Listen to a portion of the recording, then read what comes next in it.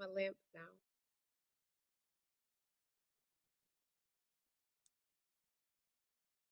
Day 9. Actually, I think I'm going the wrong way.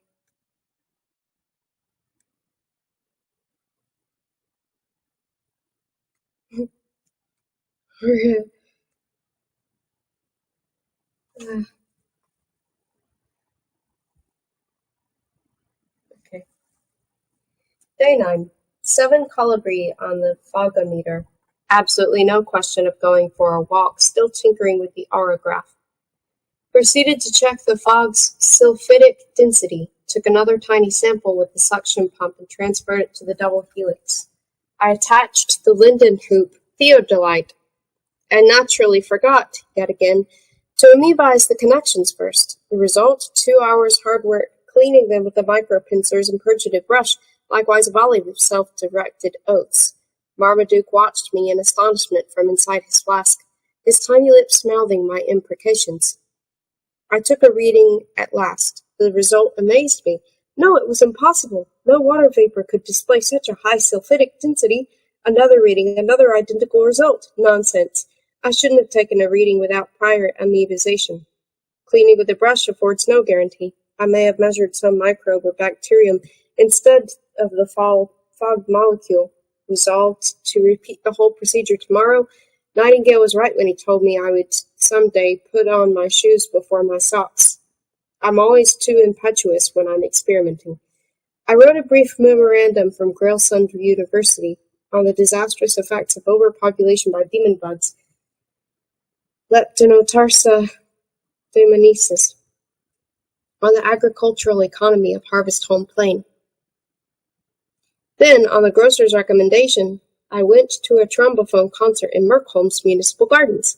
It was sparsely attended by some asthmatic demi-dwarfs from the Yempic Alps who coughed incessantly. The 12-piece orchestra, composed entirely of Merkholmers, launched into its program trombophone music, which resembles a succession of soft, liquid plops, had a soothing effect on me. The glissandi seemed to issue from the trombophone bells like soap bubbles that lost themselves in the fog overhead. I almost got the impression that the fog was responding to the music. At many points above the orchestra, it became denser, billowing and swirling around in a way that conveyed rapture but was, of course, occasioned by the wind conditions. The trombophone players' professionalism was extraordinary. Each of them improvised a brief but very original solo that taught me that what subtle cadences can be achieved by the mere lengthening and shortening of acoustic frequencies coupled with skillful manipulation of trombophone's valves. I strode home feeling exhilarated, and because of the poor visibility, tripped over a dustbin full of dead fat jellyfish. Day 10. At least 10 colibri on the Ostophanic fogometer. I could scarcely see the chart after all. The greasy vapor was lapping against the lighthouse in a positively menacing way, so dense at places that it clung to the window panes like a wet sponge. For the first time since my arrival, I felt a pang of uneasiness. I plucked up my courage at last and went out into the fog. It was like walking under water. Every step required an immense muscular effort. Breathing was difficult, and my gums were soon covered with the unappetizing film of salt. I felt constricted, mentally as well as physically. Do people really come here to convalesce? What terrible diseases they must be suffering from. I decided to turn back, but I lost my bearings. I wandered around like a fool for at least an hour, before, purely by chance, I blundered into my own front door, immensely relieved when I shut it behind me. I immersed myself in work. In the evening, a thorough examination of the laden Minikin in his flask. The worm-like wisp of fog was clinging to the cork like a spider. Well out of the reach of Marmaduke, who had either forgotten or was ignoring its presence, I tapped on the glass and he tapped back, comical. Read some more of Mythmaker's diary in bed. It was so exciting I sat up half the night. Day 11. 9 colibri. The dense fog persists. I took another sulfidic reading, this time with the connections duly amoebized. The result? The same as yesterday. Incredible. The fog's sulfidic density is roughly that of a living creature, and there's no doubt about it this reading is accurate. Not that I hadn't entertained such a possibility. The fog's behavior is striking enough. It's an astonishing result even so.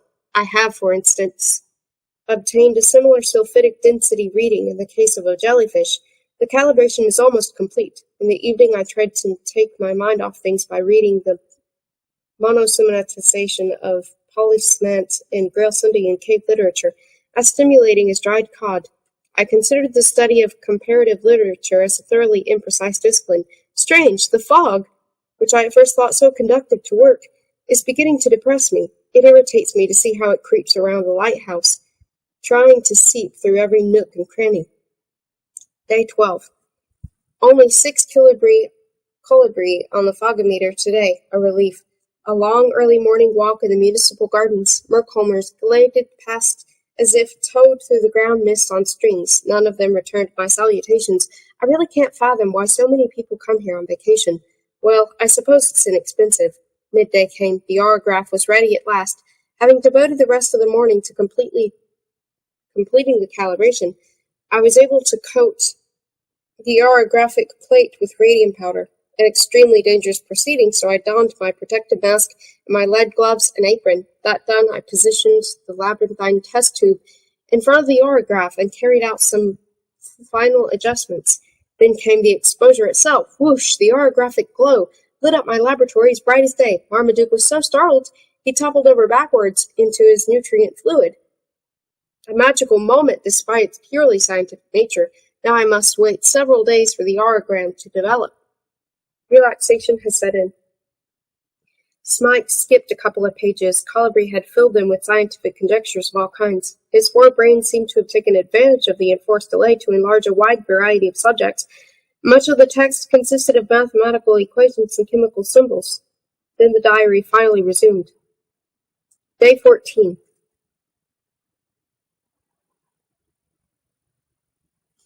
Have now been here for 2 weeks. I went into town to do some shopping. On my way across the dunes, I encountered 3 Merkholmers walking towards the sea. This was odd because the locals tend to keep clear of it. Why exactly? I followed them at a distance. When they reached the shore, they were engulfed by a dense swath of fog. By the time it dispersed, they had vanished. On the way back into town, I had the nonsensical feeling that the fog was following me. It billowed and swirled about me as never before, and for the first time I thought I detected a sound issuing from it, a persistent slithering sound accompanied by the kind of exhalation I associate with the last gasp of a stranded fish. It was probably just the wind, which was also responsible, I'm sure, for the fog's unusual behavior. For all that, my sense of uneasiness mounted with every step I took, just as the fog's persistence seemed to increase. Thin wisps like cotton wool palpated my head and seemed to be trying to insinuate themselves into my auditory canals. Uttering unintelligible whispers and moist hisses, I flapped my hands in an attempt to shoo them away like troublesome insects, but to no avail. When I finally reached the grocer's shop, it was shut. This was doubly annoying because I'd suddenly, for no discernible reason, developed a burning desire to purchase a packet of sulfur, some copper sulfate, 7 meters of wire, and a coffin. Day 15. 5 colibri. Examined the aerograph. The aerogram seems to be a success. No photo streaks, and the emulsion is bubble-free. Still no definite results. The developing process is painfully slow. Observed a curious meteorological phenomenon during the night. A vast thunderstorm raged above the city for hours. Incessant peals of thunder, flashes of lightning dissected into scattered explosions of light by the fog, but strangely enough, not a drop of rain or a breath of wind. Only one logical explanation. The fog encloses the city like a protective shell that absorbs the wind and rain. Day 16. The storm has failed to disperse the fog, but still the fogometer registered only 2 colibri. I could actually detect a glimmer of sunlight. Examined the aerogram. Yes, it's coming on. Definite aural manifestations and the emulsion of drying steadily. Results will soon become visible. I took advantage of the fog's low density to go for a long walk. The wart-like character of Merkholm's architecture is even more apparent in this visibility. It's malignant somehow like the disease of the Earth's crust. Only a few public buildings and hotels or grocer's shop are constructed in the traditional manner, with rectangular walls and windows. I can't help feeling that these are exclusively intended for visitors to the city. The fog returned as suddenly as it had dispersed. Strong gusts of wind from the sea sent coils of vapor writhing through the streets, engulfing buildings and passers-by. Sensing once more that the fog was closing in on me, I set off for home in a hurry. I don't know why, but I was in an excitable mood when I finally shut the lighthouse door behind me. My eye fell on Marmaduke. He was rummaging around in his flask as he usually did when I returned home. I went over to the laden mannequin and tapped on his glass of bode. Apparently pleased that someone was taking notice of him, he hopped up and down until I tilted the flask and made him fall over backwards into his nutrient fluid. I couldn't help laughing at this. When he had laboriously scrambled to his feet, I tilted the flask so that he fell head over heels. That I found even funnier. Next, I held up the flask and proceeded to shake it. Marmaduke staggered around inside it with the fluid splashing him all over. In a frenzy now, I pranced across the laboratory, shaking the flask above my head and giggling like a naughty child. Meanwhile, poor little Marmaduke was being hurled against the walls of his glass prison. At long last, I recovered my wits. Marmaduke was floating with the liquid, semi-conscious, trying to keep his head above the surface. I felt thoroughly ashamed of myself and cannot even now account for my strange behavior. The mannequin recovered in the course of the evening and eventually resumed his seat in the flask, impassively as if nothing had happened, but my fog sample had disappeared, probably emulsified with the nutrient fluid by all that shaking. I behaved like a raving lunatic, not a scientist. My sense of shame pursued me into my dreams. Smike was growing somewhat uncomfortable. This stuff was all rather personal. He felt as if he were spying on Professor Cullibree's activities like the intrusive fog that plastered itself to the lighthouse windows, but by now he couldn't have stopped reading. It was like an addiction. Day 17. 6 Cullibri. Spent half the day lamenting my behavior yesterday. I'm in need of company again. The solitude of this lighthouse is having a disruptive effect on my psyche. I decided to take a day off, leave the auragram to develop by itself, and go for a long walk. My afternoon reading. Mythmaker's collected poems. Poetry is completely wasted on me, I fear. It couldn't be a more unscientific mode of expression if it tried. Those perpetual obscurities, those verbal gymnastics, those preposterous metaphors. Why not call a spade a spade? In the evening I ventured out into society for the first time since my arrival in Merkholm. I dined at the Foghorn, Merkholm's only restaurant. 4 locals were seated at separate tables, eating in silence. The waiter glided through the ground mist with the Merkholmer's usual fixed stare. Against one wall stood a big cast-iron grandfather clock whose obtrusive ticking reminded me of the inexorably transitory nature of all existence. There was only one dish, some steamed fish I'd never come across before, referred to on the menu as fogfish. It was completely transparent. One could see the subdued glow of its internal organs, which clearly indicated that it was still alive. Garnishing it were some tiny eels that had been suffocated by smoke. Well, I'm not fastidious. Contrary to my expectations, it tasted quite good. I was less enamored of the waiter, whose piercing stares throughout the meal suggested that he was trying to burn a hole into my skull. While walking home through the billowing fog, I encountered the grocer. I bade him a courteous good night, but he glided past without a word. Perhaps it wasn't him at all. They all looked so alike here.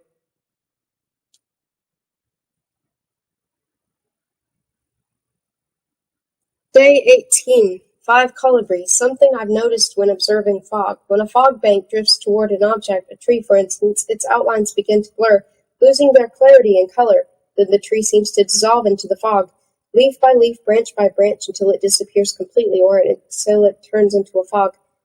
That, of course, is childish and thoroughly unscientific way of looking at the matter. The tree remains where it is. It's merely hidden from view. Why am I writing this regardless? No idea. The laden mannequin is behaving oddly. He has exchanged his lethargy for hectic activity. Either he wades around in the nutrient fluid, muttering silently to himself, or he rollicks around it like a child in a swimming pool. There are times when he bangs his head against the glass for hours, creating an irritatingly monotonous din. The auragram will be ready tomorrow, or at least everything points in that direction. Day 19. It's incredible. I could weep. When I went downstairs this morning, brimming with expectancy, to examine the auragram, I saw to my horror that the emulsion had been disturbed. It seems impossible, but someone must have broken in during the night and blurred the auragram deliberately. All that work in vain. Either I leave here empty-handed, or I must start all over again. Too disheartened to write any more. Day 20. Spent the morning setting up a new shot. Be darned if I leave here empty-handed. Took a new auragram in the afternoon. More waiting. Day 21. 5 colibris on the fogometer. Enjoyed doing nothing today. An entirely new side of me, like so many in recent days. I spent a long time looking at myself in the huge mirror that used to reflect the lantern light afar. its convex conformation expanded my girth in a comical way that sent me into fits of laughter. It was some 3 hours before I recovered my composure. Something is changing me. I feel as if I'm passing through a very fine sieve that filters out my less admirable characteristics. The residue will be a new and better person. Day 22. For Colibri. The laden mannequin's behavior is becoming more and more peculiar. He's endeavoring to build something with the liquid nutrient. It trickles through his little fingers time after time, but that doesn't deter him from trying again and again to stack one handful on top of another. Solitude is Insanity's favorite playmate. I think was Huzek Fano who wrote that. Or was it Oscar van Trippelstock? Day 23. After much thought, I've come to the conclusion that only Marmaduke could have spoiled that auragram. He's conspiring against me, but with whom? Who lets him out of his flask? I, myself? Day 24. If flatness were funny, a dinner plate would be hilarious. Tried to remember someone I didn't know. Day 25. Spent most of the morning trying to exit the lighthouse through the keyhole. It proved impossible. I shall have to kill Marmaduke, but what with? Smike put down the diary. The last few entries were rather peculiar. Was Colibri being funny? Had he lost the urge to write? Was he merely fooling around? Smike glanced over his shoulder. He had a feeling the professor was watching him while he read. Day 26. I really don't know if I should mention this, but last night I bumped into my father. At first I thought it was my reflection in the old mirror. I was halfway up the stairs when we met, and he never so much as glanced at me. This is odd because my father has been dead 50 years. These inexplicable occurrences have become more frequent of late.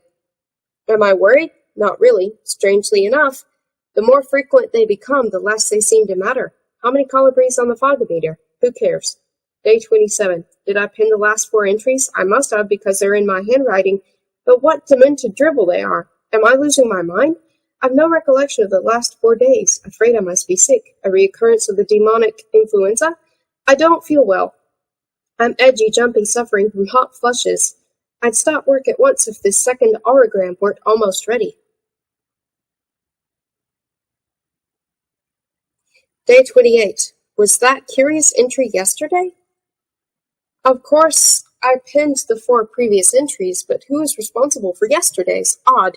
It's in my handwriting. Could it be the fellow I met on the stairs? A doppelganger at work here? Is he in league with the laden mannequin? Resolved to be more on my guard. I can't even trust myself now. Meant to go shopping in town, but failed once more to leave the lighthouse by the keyhole. I must lose weight. Day 29. Lost every last ounce of weight in a single day, as planned. The only trouble is I'm now invisible. I don't really exist anymore. On the other hand, I can get through the keyhole with ease. I dance through the fog, free as air. Heard strange music issuing from the Earth's core last night. Detected mysterious messages in the roar of the waves. Have still to decipher them. Day 30. Yea, neighbor of all neighbors, I abhor thee. I shall exmertinate Marmaduke. I shall exmertinate Lakibri. Yea, neighbor of all neighbors, I abhor thee. Yea, neighbor of all neighbors, I abhor thee. I shall exmertinate Marmaduke. I shall exmertinate Lakibri. Yea, neighbor of all neighbors, I abhor thee. Yea, neighbor of all neighbors, I abhor thee. I shall exmertinate Marmaduke. I shall exmertinate Lakibri. Yea, neighbor of all neighbors, I abhor thee. Smike skipped several pages of which the same piece of gibberish seemed to be repeated ad infinitum. What did it mean? Had Colibri really lost his mind, or had he joined the ranks of the literati, and were these the opening words of an avant-garde novel written for his personal delectation? Then came some lines that made sense. Day 31. Yet another gap in my memory. 2 whole days. Did I really write that balderdash? What does it mean? This can't go on. I must leave here. This morning, when I awoke, with all 4 brains aching badly, I found Marmaduke floating lifeless in his nutrient fluid. Did the fog sample kill him, or did I? Final evaluation of the auragram this afternoon. Tomorrow I shall pack up and leave. Day 32. I have analyzed the auragram. I'm not feeling well, and not just because of what I saw in it. I must take advantage of what may be my last spell of lucidity before fog succeeds in unhinging my mind. No time for explanations, just the salient facts. 1. The fog isn't a meteorological phenomenon, it's a living creature. The auragram clearly displays some organic structures. It may be animate gas. 2. The inhabitants of Bergholm are secretly in league with this vaporous creature. A form of unwholesome symbiosis, I suspect. 3. The fog drives anyone who isn't a Merkholmer insane. I know what I'm talking about. 4. This city is a trap. I have no explanation for this, and no knowledge of the Merkholmers' intentions, but I assume them to be of a malign nature. 5. A connection exists between Merkholm and all the rumors about Netherworld. The auragram displays structures that do not occur in any organism known to me. The fog does not emanate from the sea, it issues from the earth itself. Should these notes be found by someone who isn't a Merkholmer? May they serve as a warning. You who are reading those words, make good your escape. Run for it while you still can. I heard a knock at the door. They've come for me.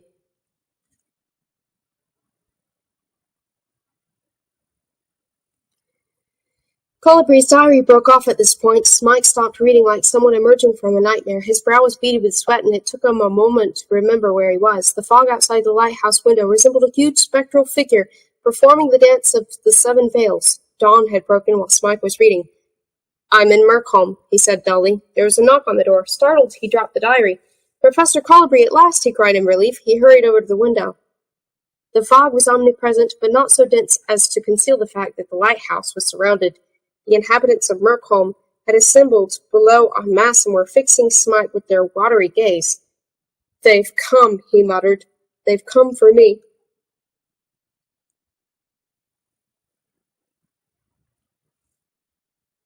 Crindle and Dandelion.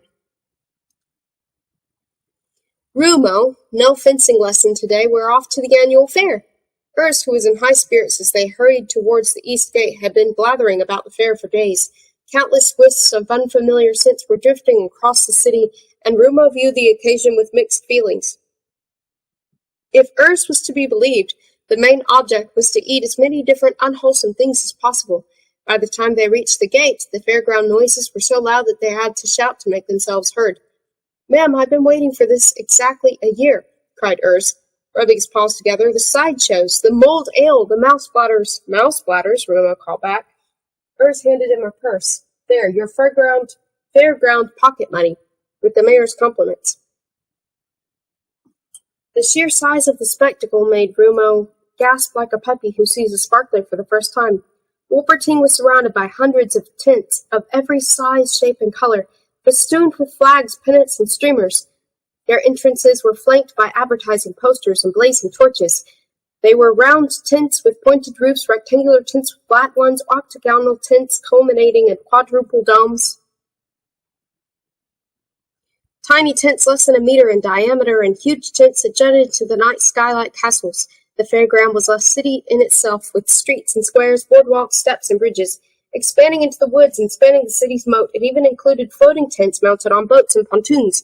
The whole thing had sprouted from the ground in a very short time, subjecting Wolpertine to an enjoyable form of siege that was scheduled to last for a week. Rumo marveled at the bewildering diversity of Simonian life forms, many of which he had never set eyes on before. Waterkins and moomies, cinnamon and bulbheads, birts and voltgorks, bufadistas and maenads, montanic dwarfs and hellraisers, yetis and huskers, Venetian midgets and Truloro gnomes, demi-giants and powdermen, rickshaw demons and zebraskins. Still more bewildering was the fact that many of them wore bizarre costumes and masks, papier-mâché heads and false noses. Others walked on stilts or rode around in absurd contraptions with wheels, waved multicolored flags, or dressed up as wandering vegetables. Many spat fire. One showman juggled with burning torches, another with talking heads. Rumo pricked up his ears. The air was throbbing with sounds that were never to be heard on other occasions. Singing saws, glockenspiels, demonic cries, bulbhead madrigals, wooden rattles, mouth drums, footbells. Laughter rang out on all sides, mingled with shrill cries of terror from the ghost trains and the squeal of bagpipes. Hordes of musicians playing curious instruments competed for the public's attention and strove to drown each other. Bassophonists made ground shake. A bufadista soprano sang of unrequited love. For old Zamodian, stallholders did their best to outshout one another. Rockets soared hissing into the air. Paper ducks quacked. Tin drums beat a tattoo. A garishly made-up rickshaw demon leapt at Rumo and laughingly sprinkled him with blazing confetti. It was all too much for Rumo's sensitive ears. At a loss, he shut his eyes and instantly saw in his mind's eye a colossal painting composed of whirling golden spirals, dancing rainbows, writhing serpents of dazzling light, multicolored flashes of ball lightning. He hurriedly opened his eyes again and lost his balance. "Whoops!" he exclaimed. He blundered into Urs, who had to hang on tight. There were the smells: cinnamon, honey, saffron, grilled sausages, roast marsh hog, dried cod, mulled wine, smoked eel, baked apples, onion soup, incense, tobacco smoke, goose dripping. Outside most of the booths that sold the food were small braziers in which garlic and onion bulbs were burnt to lend the night air an appetizing aroma. Goose, chicken, and turkey legs, encased in a clay, cooked slowly in pits filled with glowing charcoal. Thick, fragrant soup of pigs' trotters and peas simmered in a massive cast-iron cauldron. Potatoes and onions were sautéed in a thyme-flavored oil. Quail fried in lard, trout grilled on sticks. Legs of lamb sizzled over open fires. Corn cobs and loaves of bread were baked in clay ovens. A whole ostrich revolved on a spit, while ravenous montanic dwarfs sat round it, clattering their knives and forks. Myrrh was burnt, joss sticks smoldered. Masked movies tossed curry powder into the air. Rumo continued to cling to Urs. "Pull yourself together," Urs whispered in his ear. "You're behaving like a country bumpkin visiting Atlantis for the first time. These fairground folk will gut you like a marsh hog if they see you like this. Look casual. Pretend you've seen it all 1,000 times before. Just take your cue from me." Urs stuck his paws in his pockets, squared his shoulders, and assumed an air of boredom. Then he sauntered off, deliberately dragging his feet. Rumo tried to copy his manner as faithfully as possible.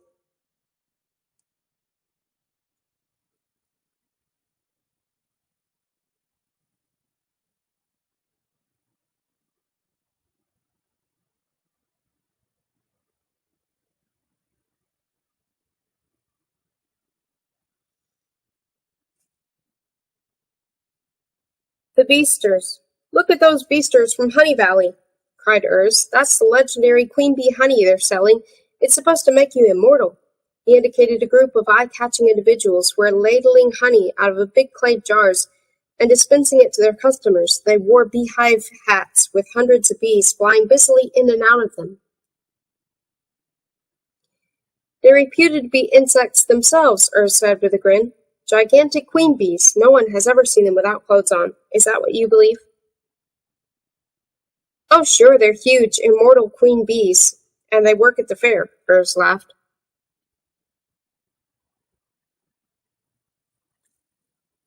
Flying pancakes.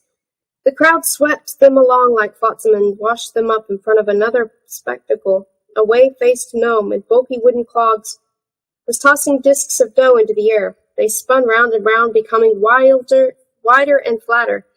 "Fresh flying pancakes!" cried the gnome. "Fresh flying pancakes!" A second gnome caught the discs on a flat wooden shovel and thrust them into a charcoal stove, while a third fried potato chips in hot oil. "Wait a moment," said Urs. "You may learn something." Rumo obediently came to a halt and watched the spectacle. When the pancakes were ready, the gnomes removed them from the oven, fashioned them into cornets, and filled them with golden yellow chips. Urs bought one. "With peanut butter, please," he entreated, and the first gnome anointed his cornet with generous dollop of pale brown goo. Urs promptly proceeded to cram his belly with greasy chips. "One of Simonian's cuisine's most brilliant inventions," he said, munching away. He broke off a piece of cornet and dipped it in the thick peanut sauce. "You can even eat the packaging." "Hey," said Rumo. A Volphead wearing a brightly colored bobble hat had come up and grabbed him by the waistcoat. "Painless scars. How about a painless scar?" he asked, holding a knife with a milk-white blade under Rumo's nose. Rumo reacted instantly. He gripped the Volphead's wrist with one paw and his throat with the other. The newcomer's face turned blue and his knife fell to the ground with a clatter. "What about a painless dislocated neck?" Rumo retorted. Urs hurried over. "Let him go, Rumo. That was a genuine business offer. You need only say no." Rumo released the moped, who backed away, fighting for breath. My friend is from the country, Urs said apologetically. This is his first annual fair. That's all right, gasped the moped. Later, maybe. Have some mulled ale. Relax. We're all friends here. We inflict the finest scars anywhere in the fairground. Later, maybe. He retrieved his knife and walked off, grinning. Those knives are made of elfin jade, Urs explained. He stuffed the rest of the potato chips into his mouth and tossed the tip of the cornet away.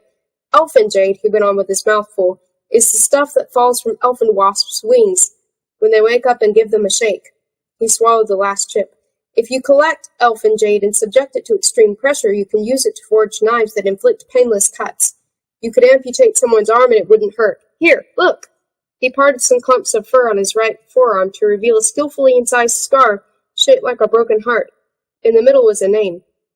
Sheena. Rumo stared at it. Sheena of the Snows. She was my silver thread. It never came to anything, alas. She went off to Florence. I was heartbroken. Urs pretended to wipe away a tear. That's a painless scar made by an elfin jade knife. Girls go crazy if they see you with a scar like that, especially if the name is their own. Urs gave another wink of the kind Rumo found so puzzling. They paused outside a tent in front of which a demi-dwarf in jester's motley was alternately breathing fire and haranguing the crowd. Roll up and feast your eyes on Freda, the alpine imp. Clean-shaven and hairless, the most horrific sight in Zamonia. Children not admitted. No liability for heart attacks accepted. Scores of people were streaming into the tent. Urs hustled his friend away. What's an alpine imp? Asked Rumo. Why should anyone want to pay to see something horrific? Who knows? Showmen don't try to sell you what you want. What then? Whatever they can talk you into. I don't understand. We aren't here to understand anything. What then? Mouse bladders. What then? You're starting to get on my nerves. Have some fun, that's all. Urs broke off. Oh, look, mouse bladders. They were standing in front of a huge cast-iron frying pan in which dozens of walnut-sized sausages were sizzling. Some mouse bladders, gentlemen? Inquired the chef, a water can and a fat, bespattered apron. Their choicest bladders taken from the pedigree Ornian piddle mice. Urs raised one finger. Even the most sophisticated gourmets, he pontificated in solemn tones, are bowled over by the subtle flavor of an expertly prepared mouse bladder the first time they sample one. The secret is to keep the bladder intact when you pipe the mouse meat stuffing through its cystic canals. The meat must be minced at least 33 times until it's almost liquid, rendered even more so by the addition of garlic juice, sour cream, and mouse gravy, and seasoned with dilute salt, paprika, and olive oil. Many chefs add cumin, but that's barbaric. The stuffing must be loaded into a cake icer and pumped into the interior of the mouse organ until it's filled to bursting. Finally, the cystic canals are tied off with kitchen twine to keep the juices from escaping. Saliva was trickling from the corners of Ursa's mouth. Next, equal quantities of butter and olive oil are heated in a heavy cast-iron pan, and the bladders are fried for a few minutes until golden brown. They are then kept warm until consumption by being gently smoked over a licorice root grill. It should be added that bladder of the South Ornian piddle mouse, that the only mouse of which this dish should consist, is one of the most hard-working digestive organs to be found in any Zamodian life form. In fact, this industrious variety of mouse spends nearly all its life passing water, hence the elasticity and concentrated flavor of its bladder. One's first taste of mouse bladder is a positive revelation. 2 portions, please.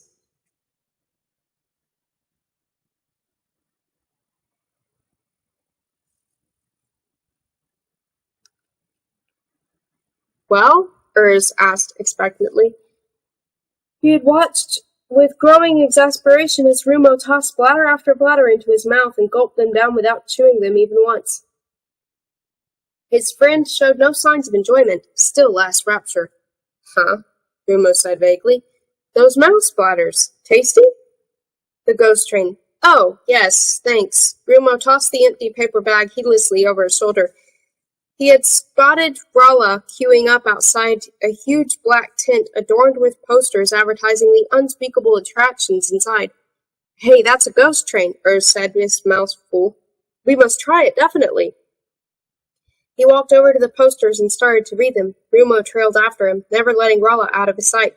She hadn't noticed him in the crowd. Listen to this. They claim that the horrific figures inside are all real. Apparently, they cut down the victims of hangings and embalmed them, then string them up again. Ho-ho, nerves of steel required, eh? Urs tossed the last of the mouse splatters into his mouth. They robbed the graves of cemeteries reserved for outlaws. You could do what you like with them. Those graveyards are run by genuine barley moomies and forest demons. Look at that list there. It gives the number of deaths that have occurred on the ghost train. 14 heart attacks, 7 strokes, and 1 suicide. And that's all in one season. Man, we can't afford to miss this, Urs giggled inanely. Rumo didn't feel like paying someone good money to try to frighten him.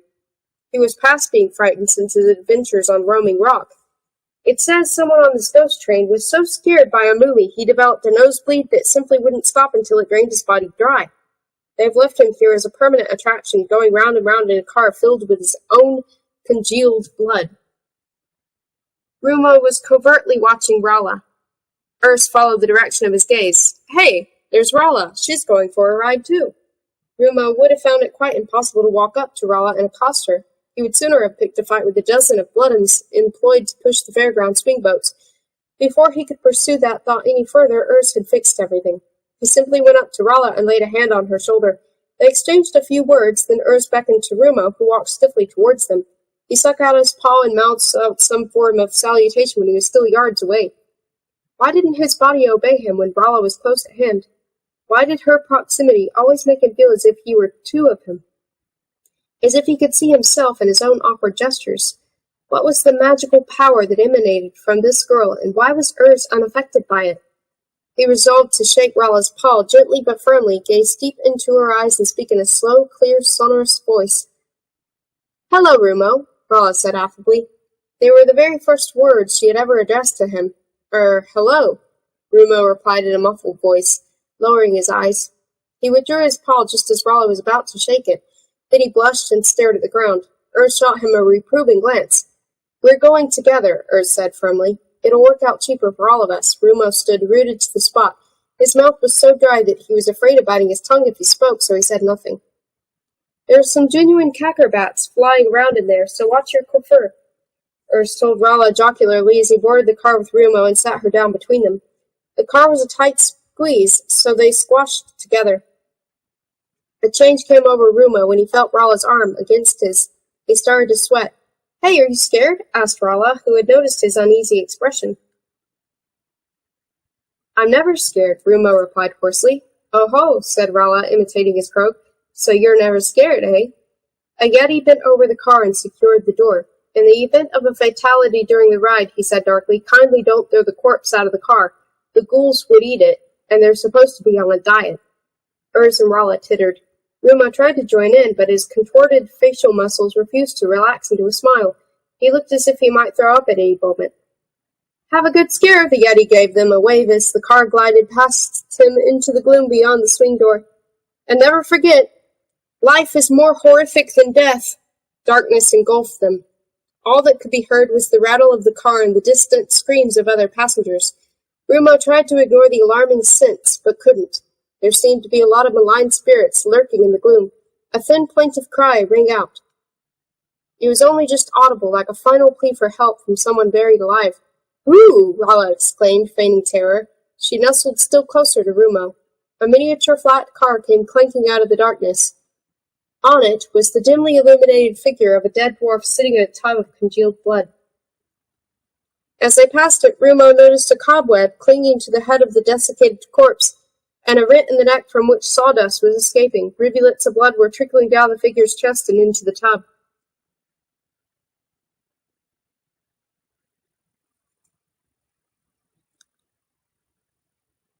The hedge witch.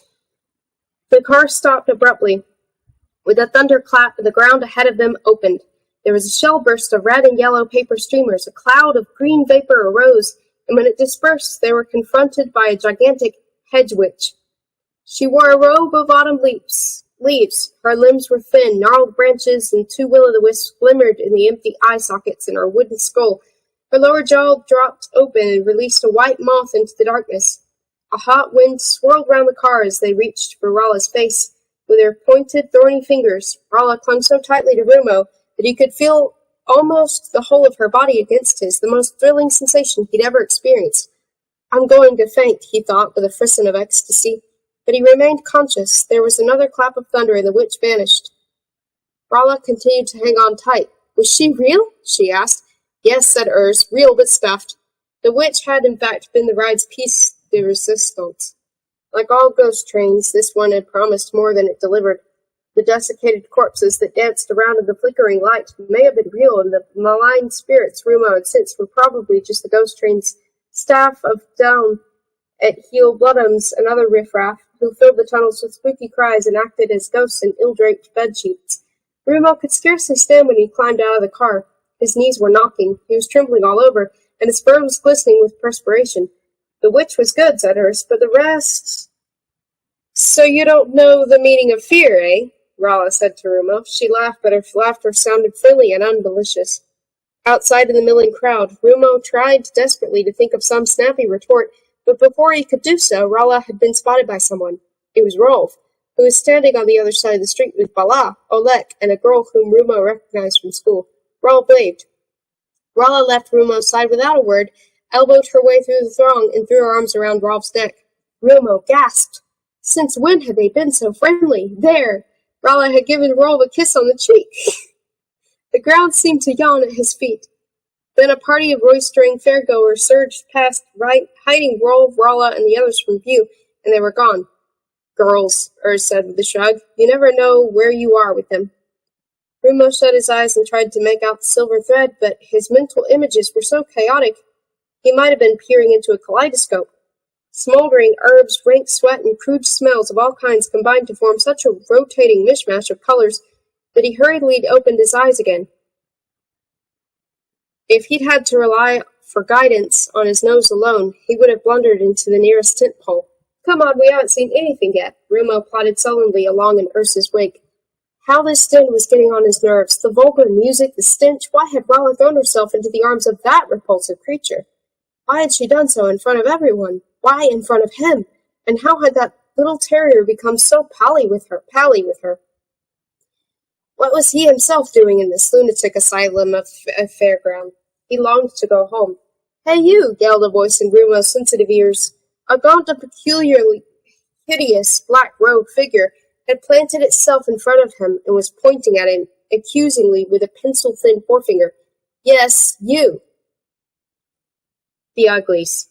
Rumo and Urs had reached into the intersection of the two tent-lined avenues.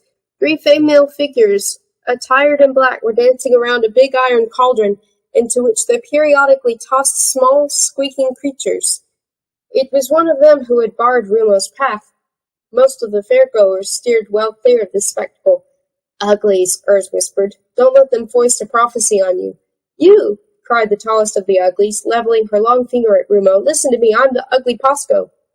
Urs tugged at Rumo's sleeve, but he was rooted to the spot. You are destined to see in the dark, and kill the one-eyed giants. I already did, Rumo said quietly. What? Said the Ugly. Yes, that was in the past. All this noise is spoiling my concentration. Rumo was amazed. Smike was the only one who knew anything about him and the roaming rock. Did you really? Asked Urs. Kill some one-eyed giants, I mean. Concentration be darned, cried another of the Uglies who was short and fat. You've never managed to prophesy about anything except the past, Posco. Come here, youngster, I'm the Ugly Crasco. I can tell you the future. You'll walk along the streets of solid gold, and health and wealth will be your constant companions throughout a long, happy life. Permit me to fill in the details. You lying devil, shouted the third Ugly. Beware of her, youngster. She'll only tell you what you want to hear. Consult me, the Ugly Bisco. I can predict the only important thing in your life, whether or not you'll win your silver thread. That's what matters, isn't it? I know you Wolpertings. Rumo pricked up his ears at this. He got out his purse. Urs took his arm. Put it away, they'll only cheat you. Isn't that what fairs are for? A dwarf with a placard on his chest suddenly appeared on the scene. Nightingale is everywhere.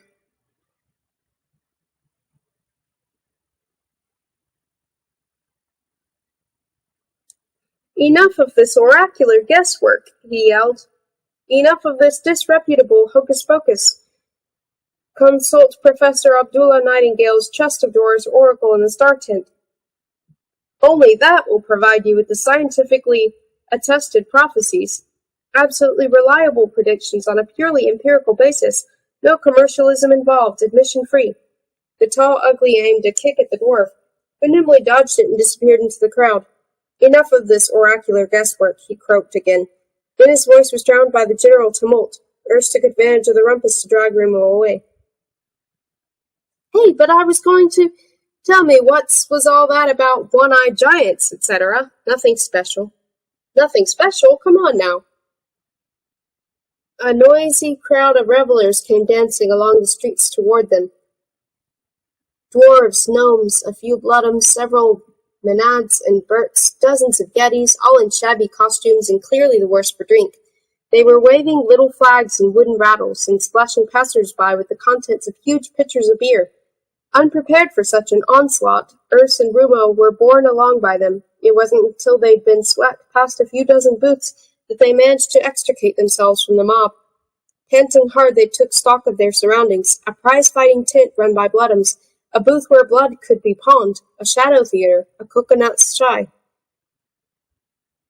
A black tent adorned with twinkling stars. The inconspicuous sign above the entrance read, Professor Abdullah Nightingale's Zimmonian chest of drawers oracle. Strictly scientific predictions, none of your usual fairground hocus-pocus. Finally, an unmarked red tent from whose golden domed roof dense black smoke was ascending into the sky. What's that red tent? Is it on fire? The Fogar dealer, Urs whispered conspiratorially in Rumo's ear. That's a Fogar tent, my friend, nothing for sensitive souls. Fogars? Smike had enthused about them. Occasionally, Rumo recalled. They aren't allowed to advertise. Atlantean health regulations prohibit it, but they can't prevent lungless people from having a smoke. But we've got lungs. What makes you so sure? Can you see inside yourself? Perhaps you're one of nature's miracles. You'll never know if you don't try one. Urs hustled Rumo towards the entrance of the Fogar tent. I've always wanted to try a Fogar. Come on, I'll stand you one. The Fogar dealer, an uncouth turnip head with an ill-fitting turban, eyed them suspiciously. Is this your first Fogar? I don't want any trouble with the Atlantean Health Ministry.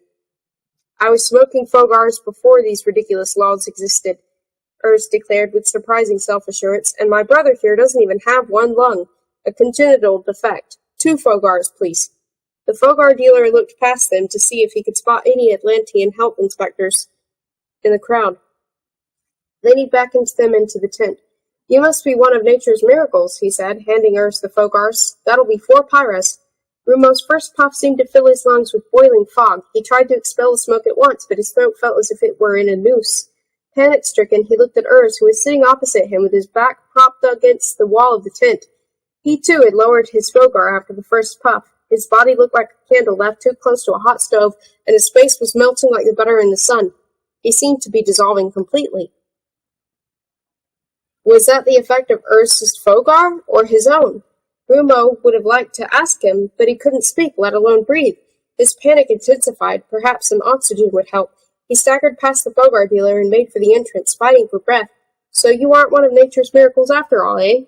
The turnip had said unfeelingly.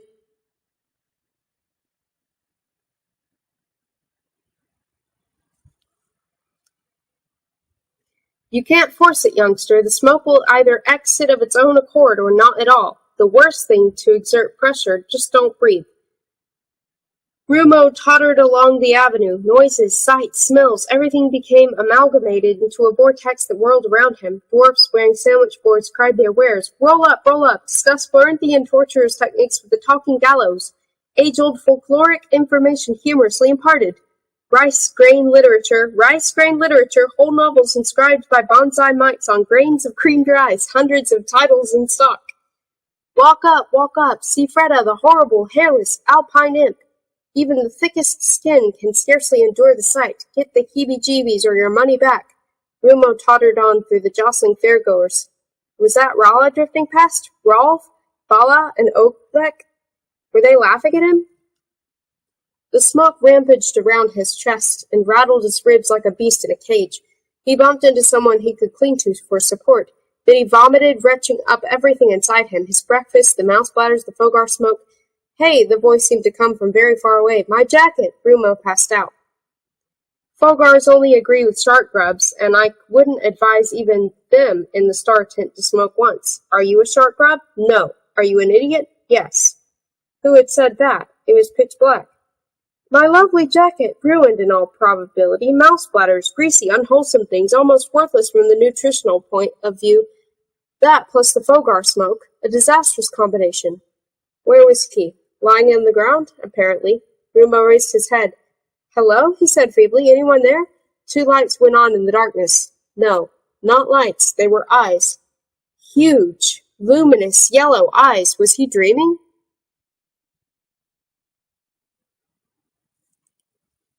No, you aren't dreaming, the voice said rather curtly. That's what a nocturnomath's eyes look like in the dark. And yes, I'm something of a mind reader. As for the gap in your memory, you smoked a fogar, suffered a temporary collapse of the lungs, and puked all over my jacket. Now you're in my star tent, more precisely, in Professor Abdullah Nightingale's incorruptible chest of drawers oracle, admission free, but I ought to claim compensation for the jacket. Would you like a little light? A match flared and a candle was lit. Rumo could see the nocturnomath better now. He differed in appearance from Professor Colibri. There were some strange excrescences protruding from his head, and he looked older, but in other respects the same puny physique, the same wrinkled face, the same huge glowing eyes. What you call excrescences are my external brains. I don't like to brag, but I possess 7 brains. The gnome gave a little self-deprecating cough. It was silent. Amazing how little of the fairground din penetrated the tent. None at all, in fact. This tent is made of noise-absorbent silk obtained from deaf silkworms, an invention that could make me another fortune if I went into mass production. It's the thickness of a fingernail, but an entire brass band could play in here and you wouldn't hear a single note outside. The same thing applies in reverse, of course. You have no idea the noises the material emits when I give it its monthly whacking with a carpet beater. In the middle of the tent, as far as Rumo could make out, stood a chest of drawers. It was absolutely plain and made of dark, almost black wood. He debated whether to mention that he'd heard of Nightingale from Professor Colibri. Rather than complicate matters unnecessarily, he decided not to. My name is Rumo, he said instead. Rumo of Zamonia. Like the card game? How original. I played a few games of Rumo myself. It was in that gambler's paradise called Rumo stood up. He yearned to go home. Well, many thanks for your hospitality.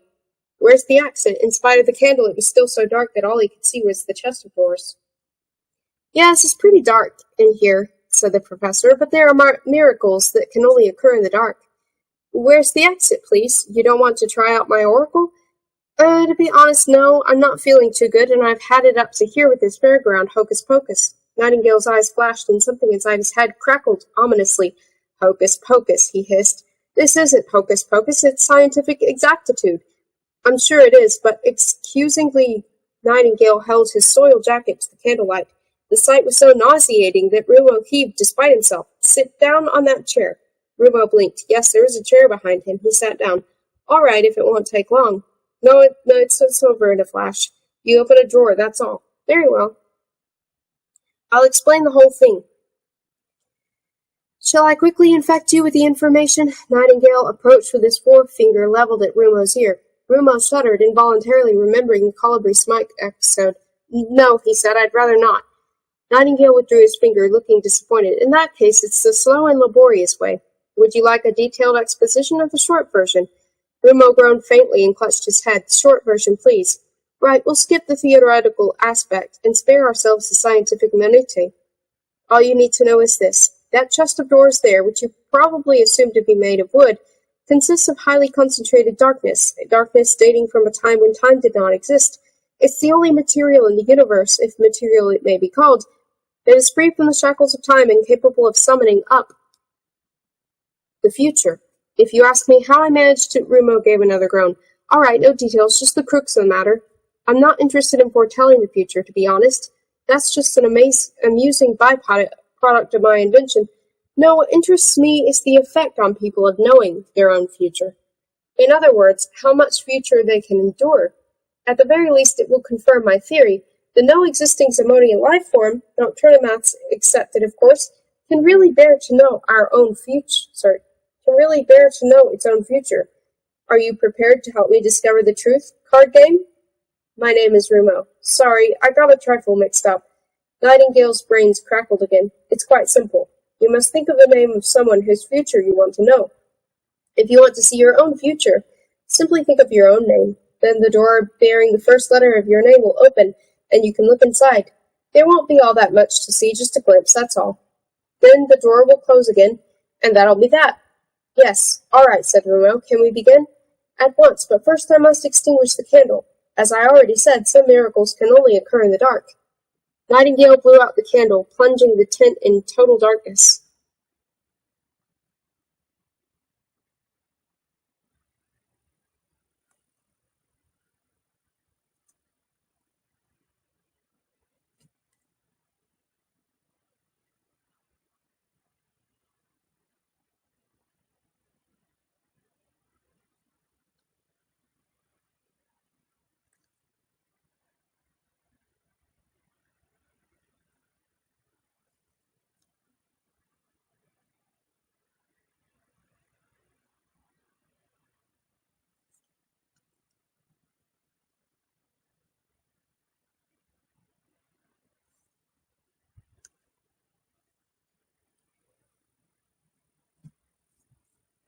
The Kingdom of Death. She really is a genuine alpine imp, Nightingale muttered as he entered the tent. The last of her kind, incredible. I shall have to purchase her. He lit the candle and saw Rumo kneeling on the floor in tears. Too embarrassed to speak for a while, he tidied some things away. At length he said, You saw into the Kingdom of Death, didn't you? Rumo didn't answer. I'd like to be able to tell you it was all an illusion, a fairground conjuring trick, but you know better. You sensed it. The oracle isn't malevolent or spiteful. It simply shows some random moment in the future. Coldly and objectively. In your case, that moment must have been particularly distressing. I'm sorry. I must go, said Rumo, rising to his feet. Hey, wait, young Wolperting. You won't do anything silly, will you? Rumo headed in the direction from which he'd seen Nightingale enter. The professor hurried after him and caught him by the sleeve. Wait a moment. As if deprived of willpower, Rumo came to a halt. Negative infection. You can't go out there like that. What would people think? More important, you can't go through life like that. It would be too wretched for words. Let me take a little of the burden off your shoulders. Nightingale seized Rumo's paw and held it tight. His voice suddenly rang out in Rumo's head. What you're now experiencing is a negative infection, also known as Nightingale's lightning amnesia. The technique requires a great deal of practice. I doubt if anyone with fewer than 7 brains can master it. Rumo's head started to spin. He clung to Nightingale's hand. Your distressing knowledge of the future will now be mine. I can cope with it. One of my 7 brains will absorb it with ease and convert it into pure information. In a moment you'll leave this tent remembering nothing. Many thanks for your help, and I'm afraid this discovery will have to be consigned to the Chamber of Unperfected Patents. People are not mature enough to handle the future, or not insensitive enough. Even though you can never escape what you saw, it won't prey on your mind until you actually experience it. Until then, young Wolperting, all the best. Nightingale released Rumo's paw and thrust him outside. The din, the smells, the pandemonium of the fair descended on him like a sudden hailstorm. He stood outside Nightingale's tent, completely dazed. Turning round, he read, Professor Abdullah Nightingale's Zamodian chest of drawers oracle. An oracle! Just about the last thing he felt like right now. He was feeling nauseous. But where to now? Home, that's where. Where was Urs? Choose your weapon. Rumo tottered along the tent-lined avenue. Fogars, ugh, what revolting things. He would never, ever be talked into. A paw came down on his shoulder. It was hers. Rumo, I've been looking for you everywhere. I threw up. Me too, 4 times. Know what's so great about it? No. I'm stone cold sober. Urs beamed and spread his arms. We can start again from scratch. How about a few more mouth splatters? You must be joking. I want to go home. Home? Now? And miss one of the greatest experiences of your life? What's that? Another ride on a ghost train? Another Fogar? No, Rumo. The absolute highlight of the night. It's my official duty as your municipal friend. Urs thumped himself on the chest. First, though, I need something to eat. Come on. Urs conducted him to the nearest mouse bladder stall and devoured another portion of mouse bladders while Rumo stood alongside surveying the throng of revelers with an air of disdain. Then he remembered Rala and Rolf, and his spirits sank to their lowest ebb. "Pin your ears back, Rumo," said Urs. He belched. "We're now coming to the ceremonial part of the proceedings, the great moment. Get on with it, then. Follow me." Urs led the way. Irritatingly slowly, it seemed to Rumo, they turned off down an alleyway where the noise was somewhat more subdued. Passing a flower stall, a lottery stand, and a roast chestnut vendor, they came to a big, dark tent with 2 torches outside. "You like reading signboards," Urs said eagerly. "Tell me what's written on that one up there." "Choose your weapon," Rumo read. "Choose your weapon. Precisely." "What do you mean, precisely?" "It's an invitation. You can choose yourself a weapon." "I don't understand. This is the Wolperting weapon tent," Urs announced solemnly. "You can go inside and choose a weapon. Your weapon for life, I mean. And I, as your municipal friend, am allowed to assist you. Don't worry about the expense. It's already settled. Every new Wolperting is permitted to select a weapon at his first annual fair. You know, civic rights and duties. This is one of your rights. It's an ancient tradition. It dates back to Hoth's day, and—" "One moment," Rumo cut in. "You mean I can simply walk in there and choose myself a weapon? Why didn't you tell me this before?" "I didn't want to spoil our night out. I know you. Once you've chosen the thing, you won't have eyes for anything else. All right, get in there." Urs propelled him towards the entrance. The interior of the tent was sparsely illuminated by a few torches. Around the sides stood some long wooden tables and several cabinets, and there was a massive iron table in the center.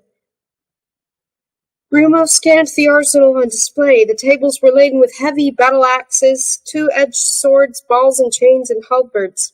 Elegant rapiers, graded according to length and tensile strength, reposed in wooden stands. Laid out on one of the tables were at least 200 bows, many of them as long as Rumo was tall. There were racks of iron-bound clubs and cabinets filled with throwing knives, spears, foils, spiked throwing discs, knuckle dusters, gutting knives, and scythes. Heavy hammers designed to be changed to the wrist rubbed shoulders with single, double, triple, or even quadruple crossbows, barbed switchblades, and glass daggers from Florent. "Weapons," Urs said distastefully. "Pooh!" "Heavens alive," said Rumo. "What a vast selection! How was one supposed to decide?" "By a process of elimination," Urs advised. Rumo toured the tables. Urs was right. A lot of the weapons could be ruled out right away. For instance, only barbarians used those spiked balls or chains. Halberds he considered ridiculously impractical, too big, too heavy, and less of a help than a hindrance in confined spaces. Clubs and hammers, ideal weapons for clumsy great hunks like yetis and bloodums. Spiked throwing discs and daggers had their points, but were secondary weapons. A sword was infinitely preferable.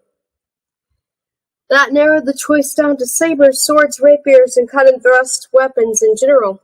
Rumo went over to the bows and crossbows. They were splendid pieces of equipment, made of the finest woods and sinews, adorned and reinforced with precious metals. A crossbow or a bow and arrow enabled you to hunt and kill an enemy at a safe distance. On the other hand, a well-aimed sword or stiletto could kill just as effectively, and one could hardly parry a blade with a longbow. Ergo, it had to be a blade of some kind. Rumo went over to the sword. The sword. Some 100 blades were lying higgledy-piggledy on a big black tabletop. Huge 2-pointed broadswords for delivering sweeping blows. Elegant Florentine rapiers with needle-sharp points and decorative engraving. Single-handed swords forged out of dozens of laminae. Ordinary military swords, ground on both sides. Epées, Midgardian cavalry sabers, twin-bladed knives, scimitars with serrated blades, and a small sword of unusual conformation. The blade was slit down the middle like a snake's forked tongue. "Take me," the sword said in a piping voice. Rumo jumped back in alarm. Had Urs whispered in his ear? No, Urs was standing beside a table on the other side of the tent, distastefully eyeing a bottle and chain. "Take me," the sword repeated. "I'm the weapon for you." Rumo stared at it in amazement. "Forget the other stuff," it said. "That's just common or garden rubbish. I'm a work of art." "What?" said Rumo. "What?" said Urs. He glanced across at Rumo, but Rumo didn't reply. He seemed to be examining a sword. "Don't answer me aloud. Answer me in your head if you don't want to look like an idiot," said the sword. "The others can't hear me." "What's the matter with me?" thought Rumo. "Am I going mad?" Not yet, said the sword.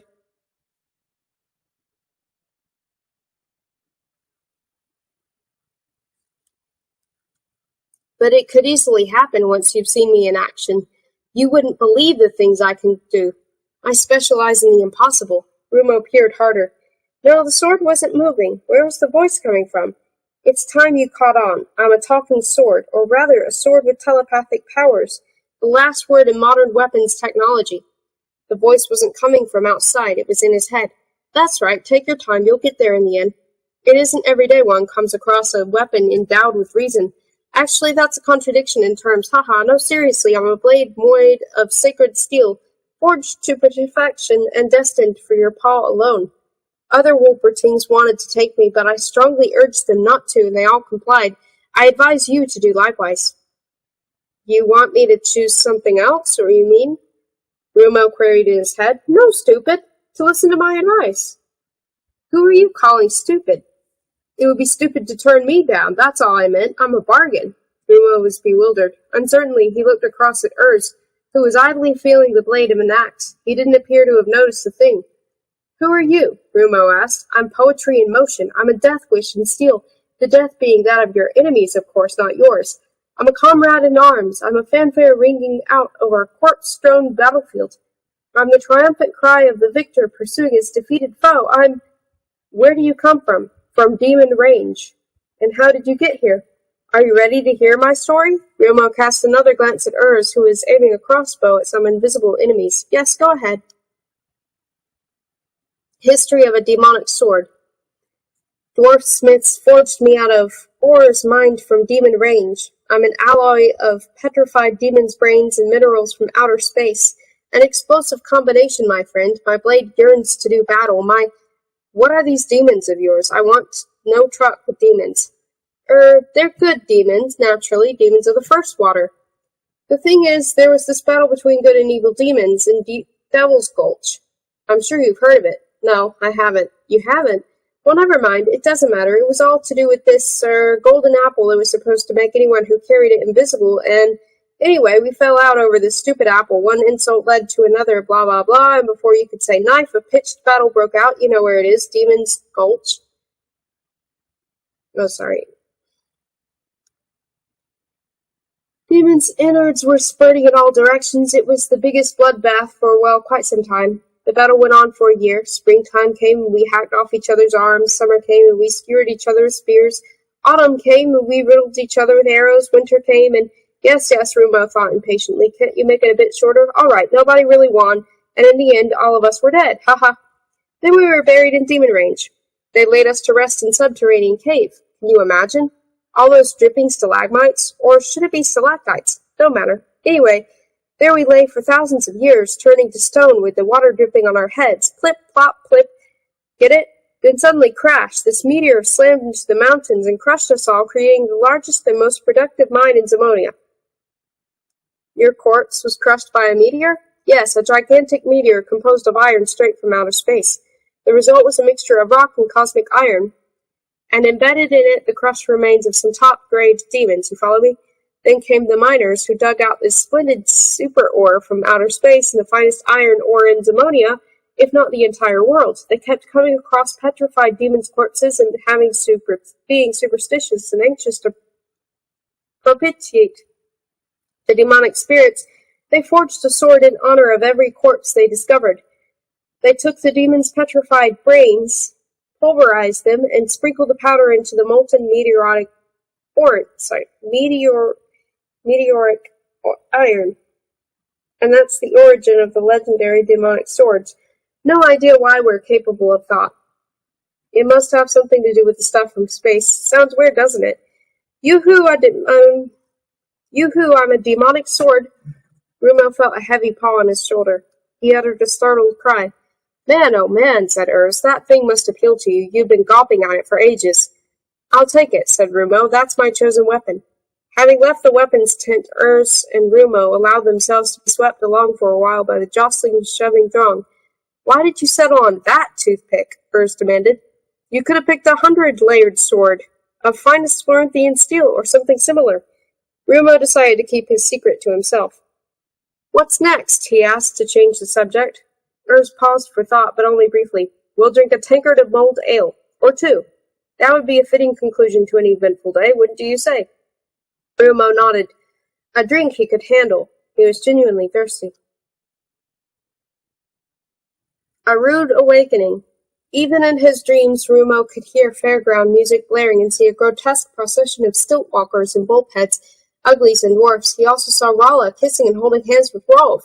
Volp had seized him and adorned him all over with painless scars. Urs kept falling headlong and threatening him with a bag full of mouse bladders. Then he dreamt that the little creatures living between his teeth had moved into his brain, where they erected a city just behind his eyes and between his ears. They banged and sawed away, tossed stones around, and battered his skull with sledgehammers. They forged a demonic bell out of meteoric iron and hung it in his auditory canals. And they began to toll it. He woke up. It was the midday chimes of City Hall clock that had roused him, and merciless sunlight was streaming through his open bedroom window. His head was buzzing like beehive hats of the beasters from Honey Valley. Groaning, he got out of bed. He'd never woken up feeling so shattered, not even after his fight with Rolf. His tongue felt as if he'd left it in a bucket of ashes overnight. His teeth and tongue and gums seemed to have sprouted fur. The blood throbbed painfully in his skull, and there was a roaring in his ears like surf. Had he fallen ill for the first time in his life? Rumo tottered over to the window. Some young Wolpertines were kicking up a din in the street below. Couldn't they talk a little more quietly? He picked up the water jug and drained it in a few gulps.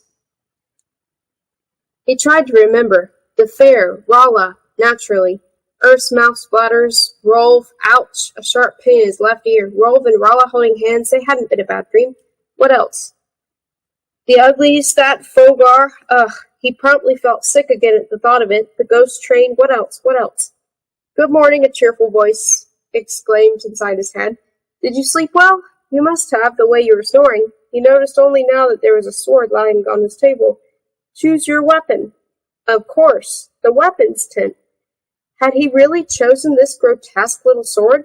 Another sharp pain, this time in the right ear. I'm genuinely sick, Rumo said to himself. Sick in the head, I'm hearing voices.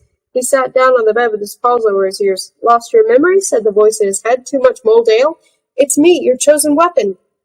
Mulled ale. Yes, the last thing he could remember was the mulled ale stall. All those tankards he's poured down his throat on an empty stomach, drunk for the first time in his life. Yes, he could remember crawling around on all fours like a wild Wolpertine. He felt ashamed. What about the painless stars tent? Was that his own voice? A warning voice in his brain? Painless stars? Brush aside the fur on your left arm and see what's written there. Ha ha. Mechanically, Rumo complied. He brushed the fur aside and froze. Someone had carved something into the skin, leaving a painless scar. It was a crimson heart with a word in the middle. Rala. There was a knock. Urs came in without waiting for an answer. He was looking all in and carrying a pot of coffee. They sat there in silence for a while, sipping their coffee. I'm afraid I did something terribly stupid last night, Urs muttered. He parted the fur on his arm. He, too, had acquired a painless scar. It read, Mouse Bladders. Rumo laughed. It isn't funny. I'll have to go around with it till the day I die. Rumo held out his own arm. That's nothing. Take a look at this. He showed him the tattoo. This time it was Urs' time to laugh. What am I to do? Groaned Rumo. Propose to her, of course. Stop it. Rala is Rolf's girlfriend. I wanted to forget her, and now this. It will remind me of her all my life. Rala is whose girlfriend? Rolf's, Rumo growled. They hold hands. Why shouldn't they? They're siblings. They're what? Brother and sister. Twins. From the same litter, actually. That's very rare with Wolpertines. Hadn't it ever struck you that they have the same surname? Rolf and Rala of the Forest? Twins, Rumo said wonderingly. Yes, the miracle of life, a double helping of it. They look nothing like each other, but some twins don't. Rumo's heart gave a leap. So Rala and Rolf were brother and sister. He couldn't help laughing again. His headache was gradually subsiding. Well, you are in a good mood this morning. That's twice you've laughed. More than you usually do in a month. Rumo put his arm around Urs and gave him a hug. By far the biggest display of emotion he'd ever shown him.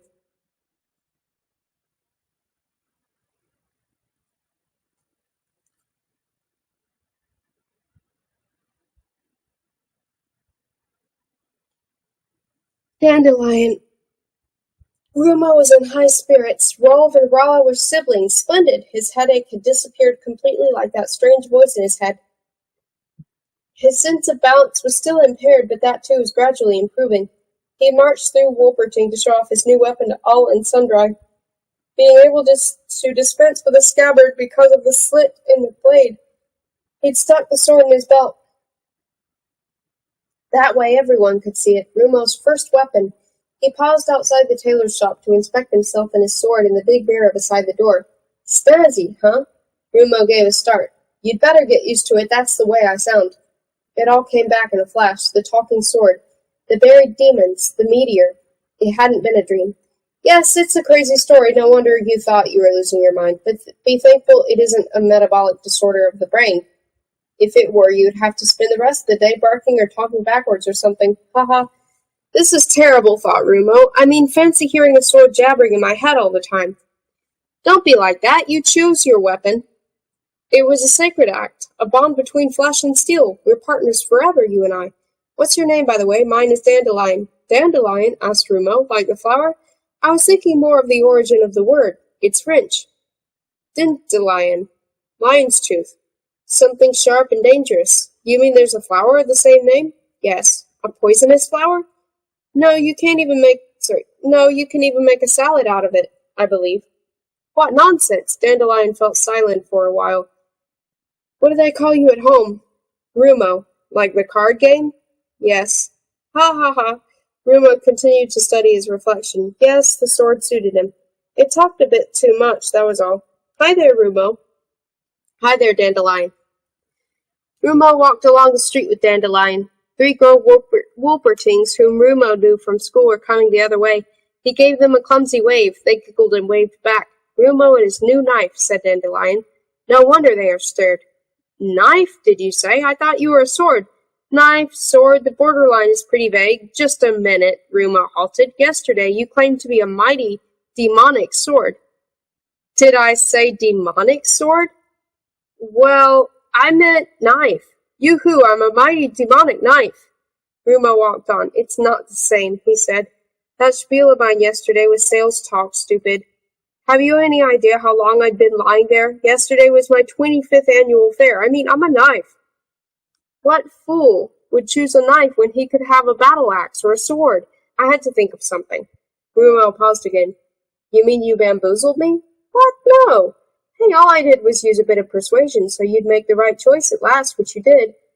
That proves I was right, doesn't it? Rumo failed to follow Dandelion's reasoning. You said you were a sword, and now you're only a knife. Well, I mean, what's the difference between a knife and a sword? Between a big knife and a little sword?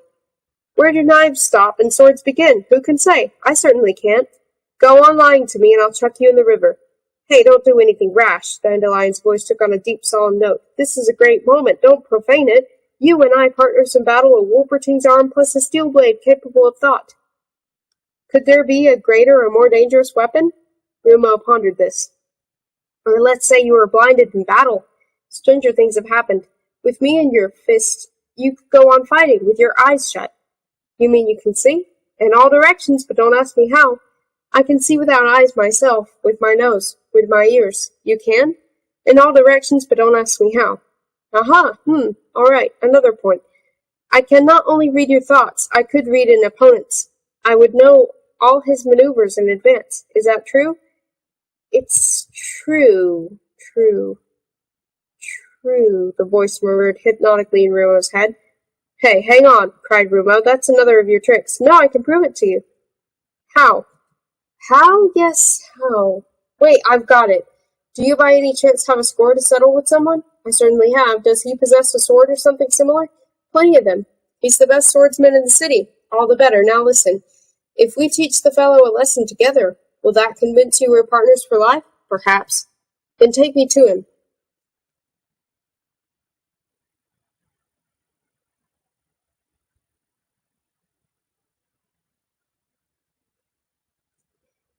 The fencing master. Ushan de Luca was feeling fine. Having just risen from his bed after 12 hours refreshing sleep, he'd consumed a whole pot of coffee and breakfasted on 8 fried eggs. It's grand simply to be alive, he thought. I feel like an ice-cold shower followed by a brisk workout in my fencing garden. This was far from being Ushan's usual state of mind. He was known to be not only the finest swordsman in the city, but subject to the most extreme mood swings. There was no medical reason for these moods. Their origin was meteorological. Ushan DeLuca was peculiarly sensitive to weather conditions. What sort of day is it going to be, Ushan? People would ask him as he walked through the city.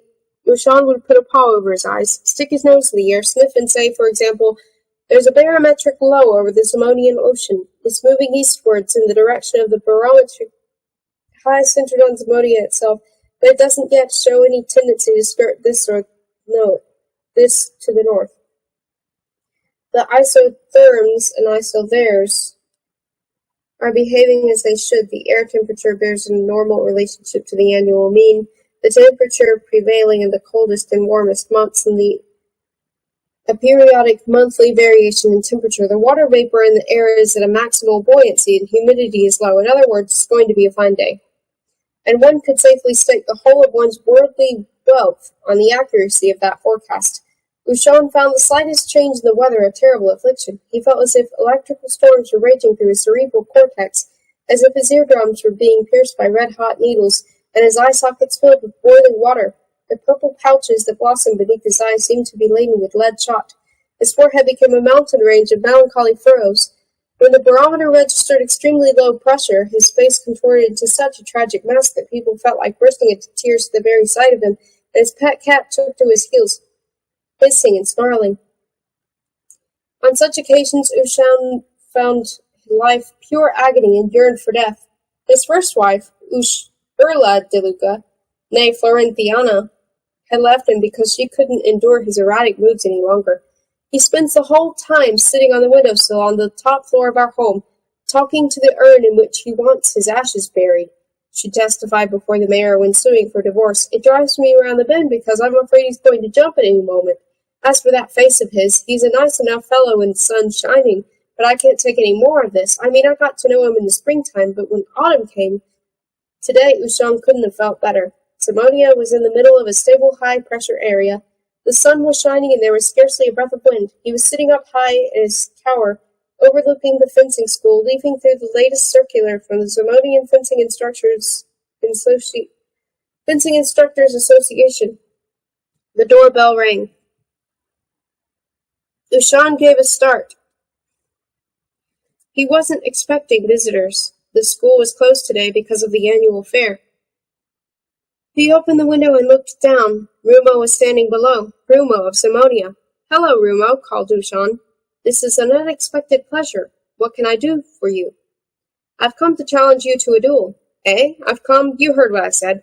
Are you out of your mind, youngster? Is this a schoolboy prank? Are your classmates hiding around the corner and laughing themselves sick? I've come to challenge you to a duel." "Duel," Rumo repeated gravely.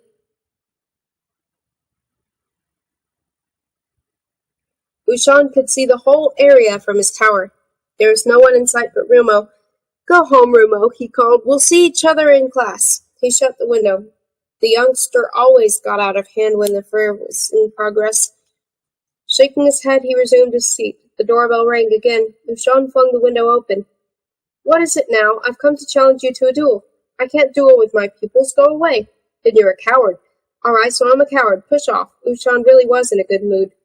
Under normal circumstances, he would long ago have gone downstairs and given Rumo a hiding with the flat of his sword. He shut the window again. "He won't play," thought Rumo. "What now?"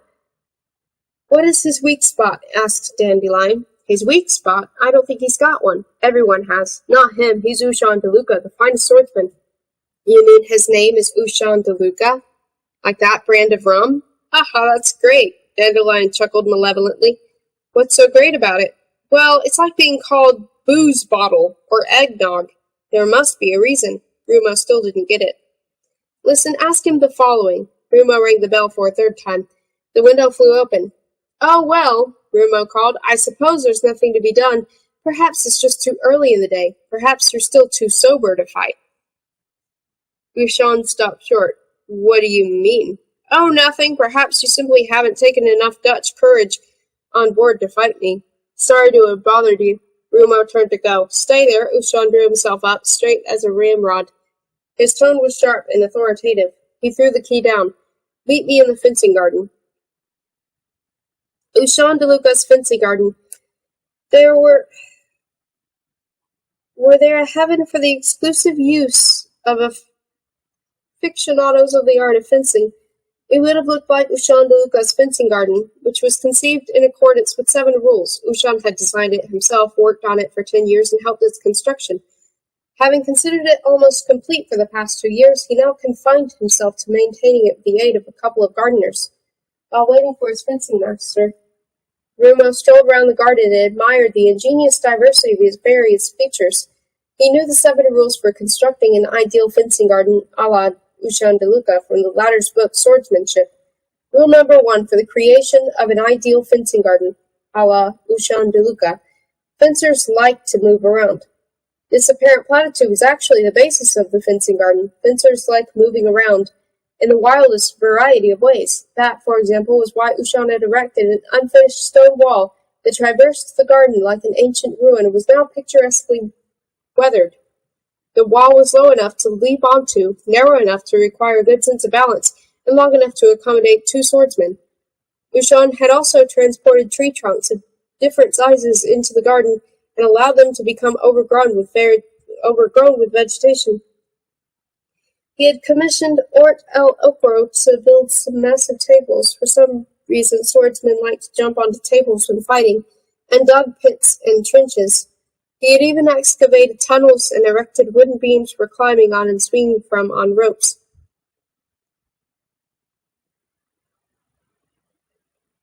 Rule number 2 for the creation of an ideal fencing garden, a la Ushan DeLuca.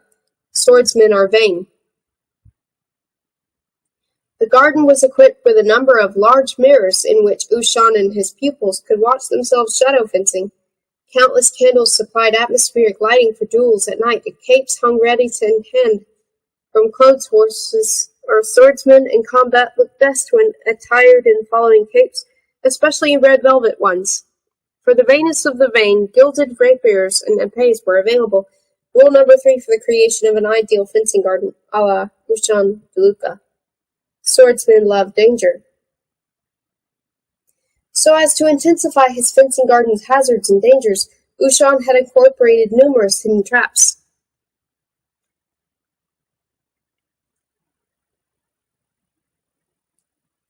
Nooses and holes in the ground designed to trip swordsmen up, branches that sprang back and hit them in the face, pitfalls that suddenly yawned beneath their feet, concealed wires strung between the trees.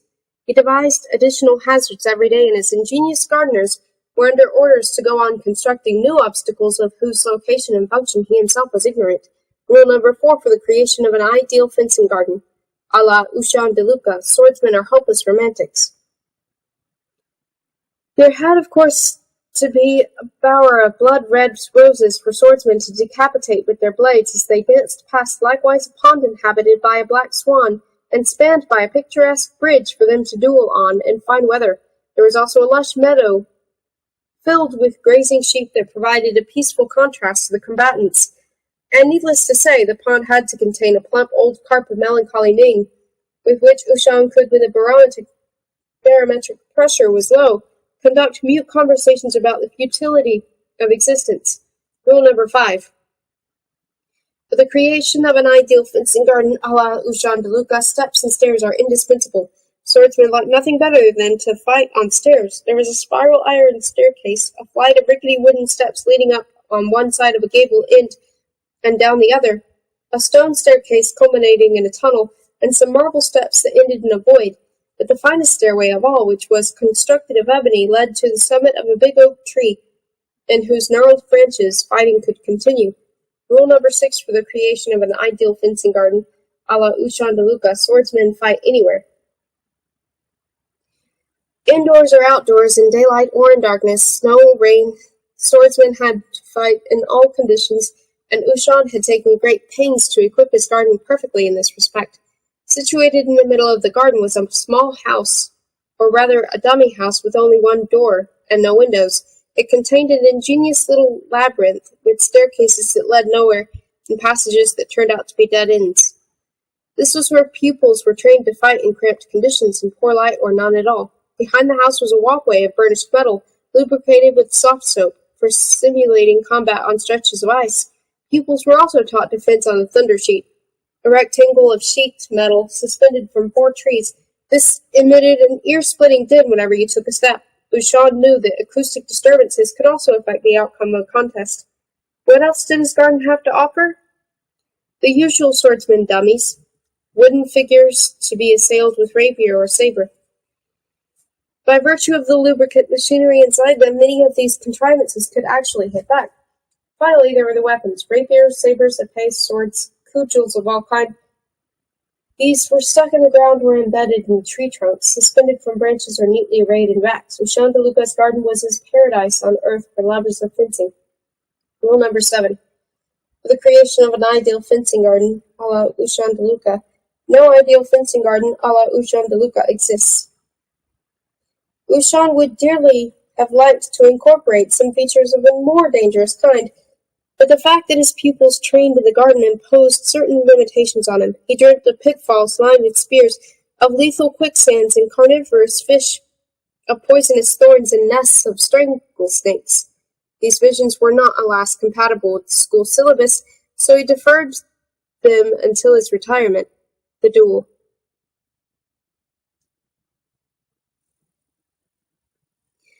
Rumo was impressed by the garden's refinements. He itched to vent his rage on Ushan and in Spencer's paradise. At the same time, however, he began to wonder if it was really such a good idea to challenge him on his own territory. Dandelion intruded on his thoughts. Hey, you're being pessimistic again. It's the wrong attitude. You must think how you're going to defeat him. How you slice off his head, stick it on the end of a spear, and carry it through the streets singing. How you'll cut out his heart. And hang on, Rumo broke in. It won't be that kind of victory. No? No. I only want to pay him back for what he did to me, and needle him a bit, maybe. I see, a pity, but never mind. How do you propose to needle him? Not having given the matter any thought, Rumo hesitated. He'd never needled anyone before.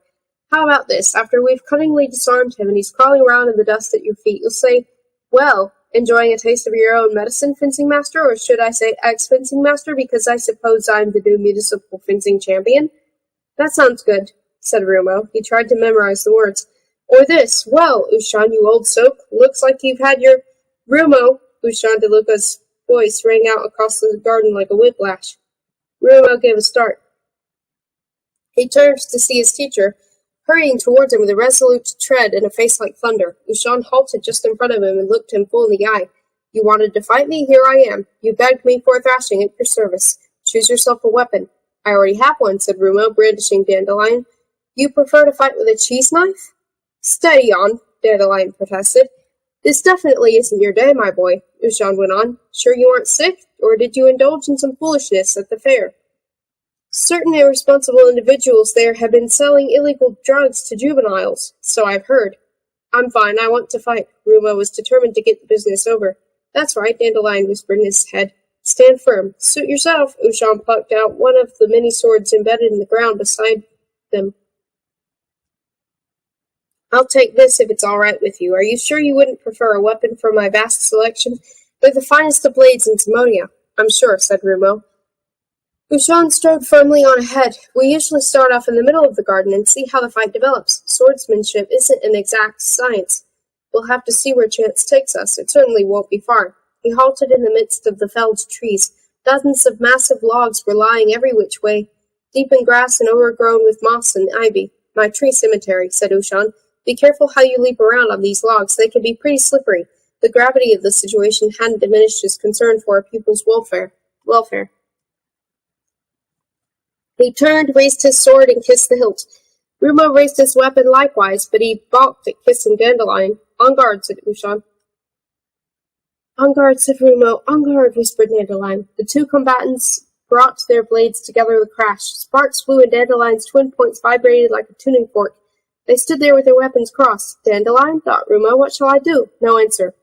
What does he have in mind, Dandelion? Can you read his thoughts? No answer. Dandelion? Ushan tapped Rumo's weapon with the tip of his sword. So you aren't attacking right away, eh? You've learned something since the last time. Very good. Rumo hadn't attacked because he was paralyzed with indecision.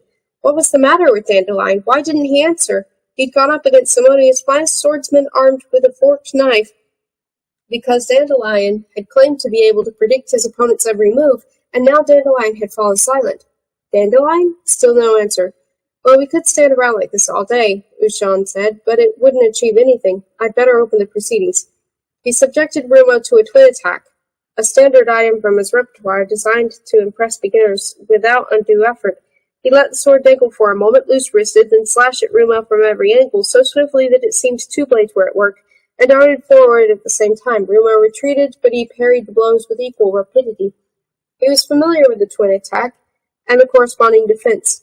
It was one of the first things Ursa taught him. Dandelion, he thought. Answer me. What does he plan to do next? No response. Ushan stopped short, thwarted by Rumo's well-rehearsed reaction, and promptly changed tactics. With a single bound, he leapt onto a log and rained blows on Rumo from above. But Ursa had known a simple response to that one, too. Rumo went down on one knee, out of Ushan's range, and aimed some scything blows at his legs and compelled him to perform a brisk dance routine. Ushan somersaulted backwards off the log and faced Rumo once more. Been practicing in secret, eh? Ushan panted. Poor style, but quite effective. It reminds me of someone. Rumo was still too bemused to realize that he was putting up a pretty good show against Ushan. Dandelion, he thought desperately. Where are you? Still no answer. All right, let's stop this beginner's nonsense and go all out, said Ushan. We'll see how that appeals to you.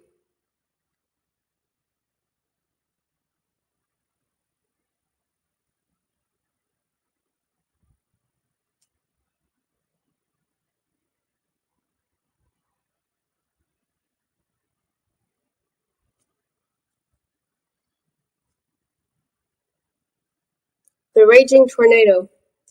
His next routine was the Raging Tornado, in which the attacking swordsman rotated swiftly on the spot, alternately clockwise and anti-clockwise, and delivered blows with the maximum frequency. This wasn't amateur stuff, it was a complicated procedure that called for a great deal of training. Steel raining against steel several times a second, with a sound like a handbell tumbling down a flight of stairs.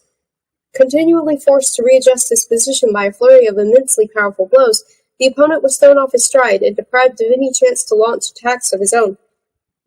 The fencing instructor advanced on his retreating pupil like a whirlwind, spinning as he came.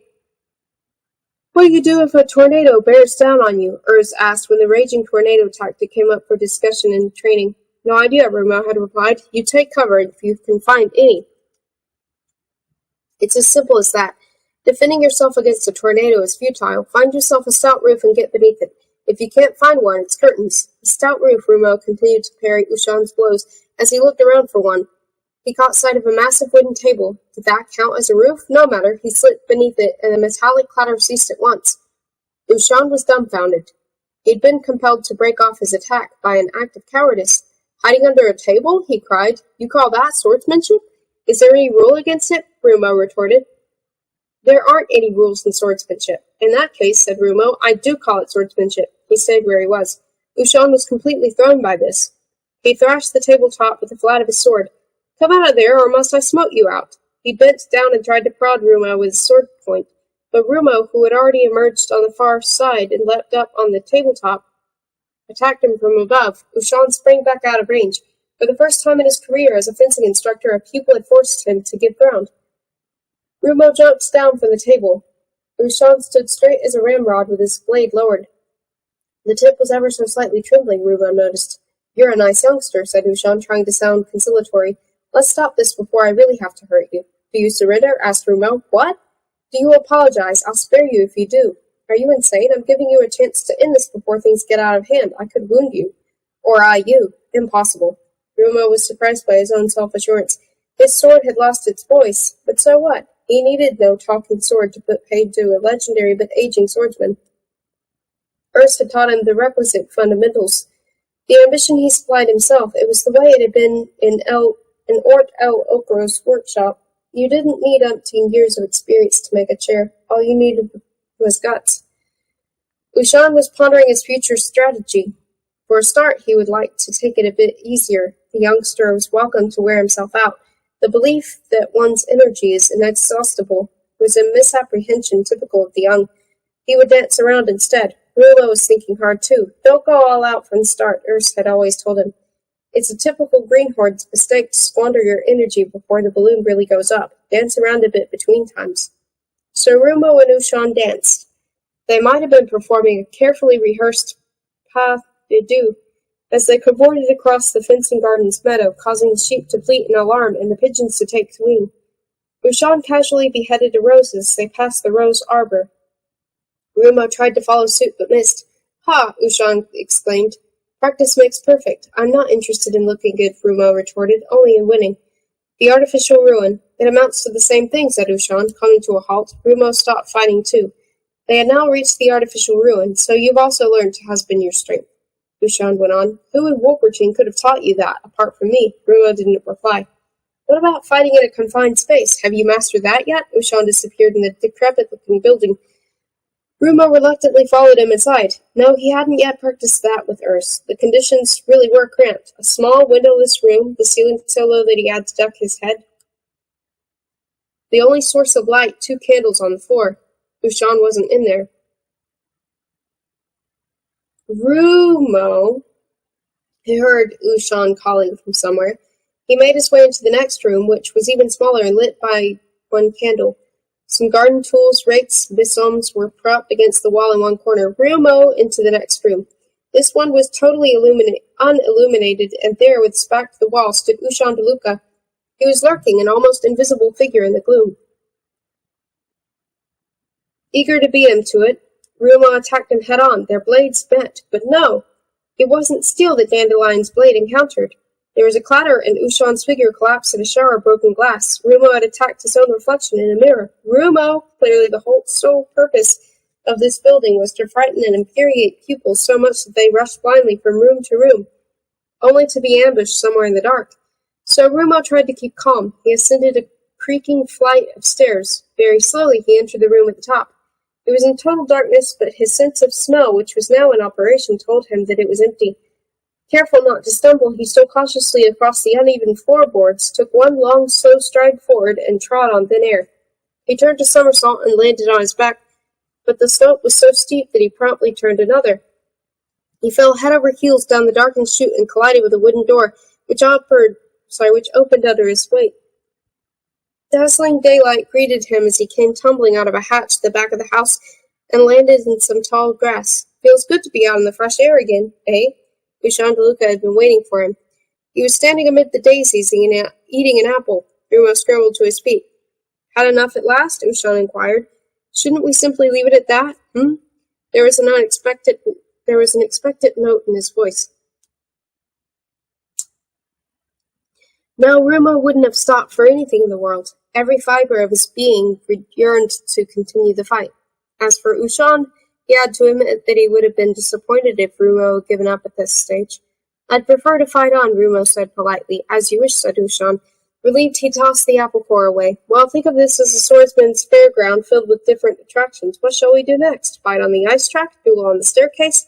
The choice is yours." "Let's just carry on as we were," Rumo suggested. "Swordsmanship isn't an exact science. Let's see where the chance takes us."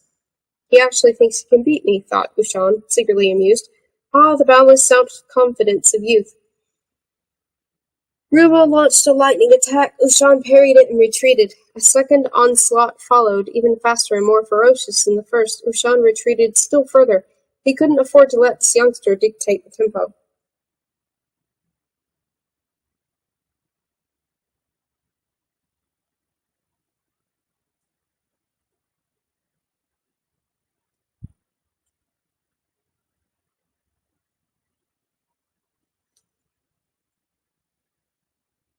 The fencing tree. Ushan danced backward, steadily making for the stairway that led up into the great oak tree. He darted up the first few steps with Rumo in hot pursuit, then turned to hold him off. Slowly and deliberately he backed up the stairway step by step, alertly parrying Rumo's blows as he went. Sure enough, the youngster was falling into his trap. When Ushan felt the first leaves trickle the nape of his neck, he leapt boldly off the stairway and onto a massive branch. "Follow me," he said, "and I could cut you to ribbons. You could never jump across land and find a foothold and defend yourself at the same time. So I'll take a breather." He drove the tip of his sword into the thick bark at his feet. "Thanks," said Rumo, and jumped across. His feet had scarcely landed when Ushan plucked his sword out of the branch and showered him with blows. Each of them could have been lethal, but Ushan was going through the motions. Meanwhile, Rumo was striving to retain his balance. Ushan lowered his blade. A word of advice: never accept a favor in combat, and never grant one either. Reserve your charity for other occasions. Rumo glanced around. He was in a tricky position, but the tree was equipped with ropes and leather handholds that offered plenty of scope for climbing, swinging, and hanging on. He clung to a branch and lashed out at his opponent. Ushan countered, and for a while the battle raged this way and that. Ushan had tailored the tree to his own requirements and provided it with a multitude of cunning refinements that had driven many pupils to distraction before now. He seized a rope, cried "Hopla!", swung himself over a thick branch, and disappeared into a dense mass of foliage. Rumo cautiously followed. Where had his fencing master gone? Rumo could scent him, but Ushan, concealed by all the greenery, kept changing his position. "I shall now proceed to kill you 7 times over, my boy," whispered Ushan. "Carry on," Rumo retorted. 1. Ushan's blade darted from the leaves, aimed at a point midway between Rumo's ears. 2. This time the blade came from below, passing close beneath his armpit. 3. The blade stopped a hair's breadth from Rumo's left eye, and promptly withdrew into the leaves. He seemed to be fencing with the tree itself, from which blades were sprouting everywhere. 4. Ushan tapped Rumo's chest with his sword point, just over the heart. He chuckled at his place of concealment. 5, 6, 7. Rumo cried furiously, slashing at the foliage 3 times in quick succession. Hundreds of severed leaves went fluttering down. Ushan could now be seen clutching on a branch, looking as startled as a puppeteer whose curtain has been wrenched aside. "Those twigs will take a year to grow back," Ushan said reproachfully. "Have a little more respect for an innocent tree." Rumo lunged at him. By the time his leading foot had trodden on a piece of bark that emitted a suspicious creak, it was too late. A branch lashed him in the face and chest. He swayed for a moment, flailing his arms, then toppled over backwards and fell into the long grass below. Disaster always strikes from an unexpected quarter. Ushan jeered from overhead as Rumo struggled to his feet with a groan. The fencing master climbed down off his branch. There was another creak, and he looked up just in time to see a bulging leather punch bag come swinging out of a dense foliage. It struck him in the chest with a dull thud, lifted him off his feet, and sent him sailing through the air. He landed in the grass a few feet from Rumo. Rumo tottered over to Ushan to see if he was still alive. Ushan sat up and stared at him, glassy-eyed. "That was a surprise gift from my gardener," he said, feeling his chest for broken ribs. "Disaster always strikes from an unexpected quarter," said Rumo. Groaning, Ushan got to his feet. "If I'd known what an unalloyed pleasure this would be," he said, leaning on his sword, "I wouldn't have been so reluctant to cross blades with you. I haven't had a good fight since my last duel with Urs of the Snows. Do you know him?" Rumo looked away. Ushan leveled his sword at him. "Aha, so that's the answer. We've been practicing in secret, have we? I thought Urs had renounced cold steel for good. We used wooden swords." Ushan lowered his blade with a grin. "All right, youngster, don't you agree with me that this would be a suitable moment to end these proceedings? We've both had some fun. You learned something, and you've shown me what you're made of. From now on, I shall treat you with respect in class. Do you surrender?" Ushan put his paw on his hips. "I don't believe it. You mean you still haven't had enough? You told me never to accept a favor from an opponent. I don't want preferential treatment. I want to beat you." "You stubborn little brute," cried Ushan. Rumo took guard.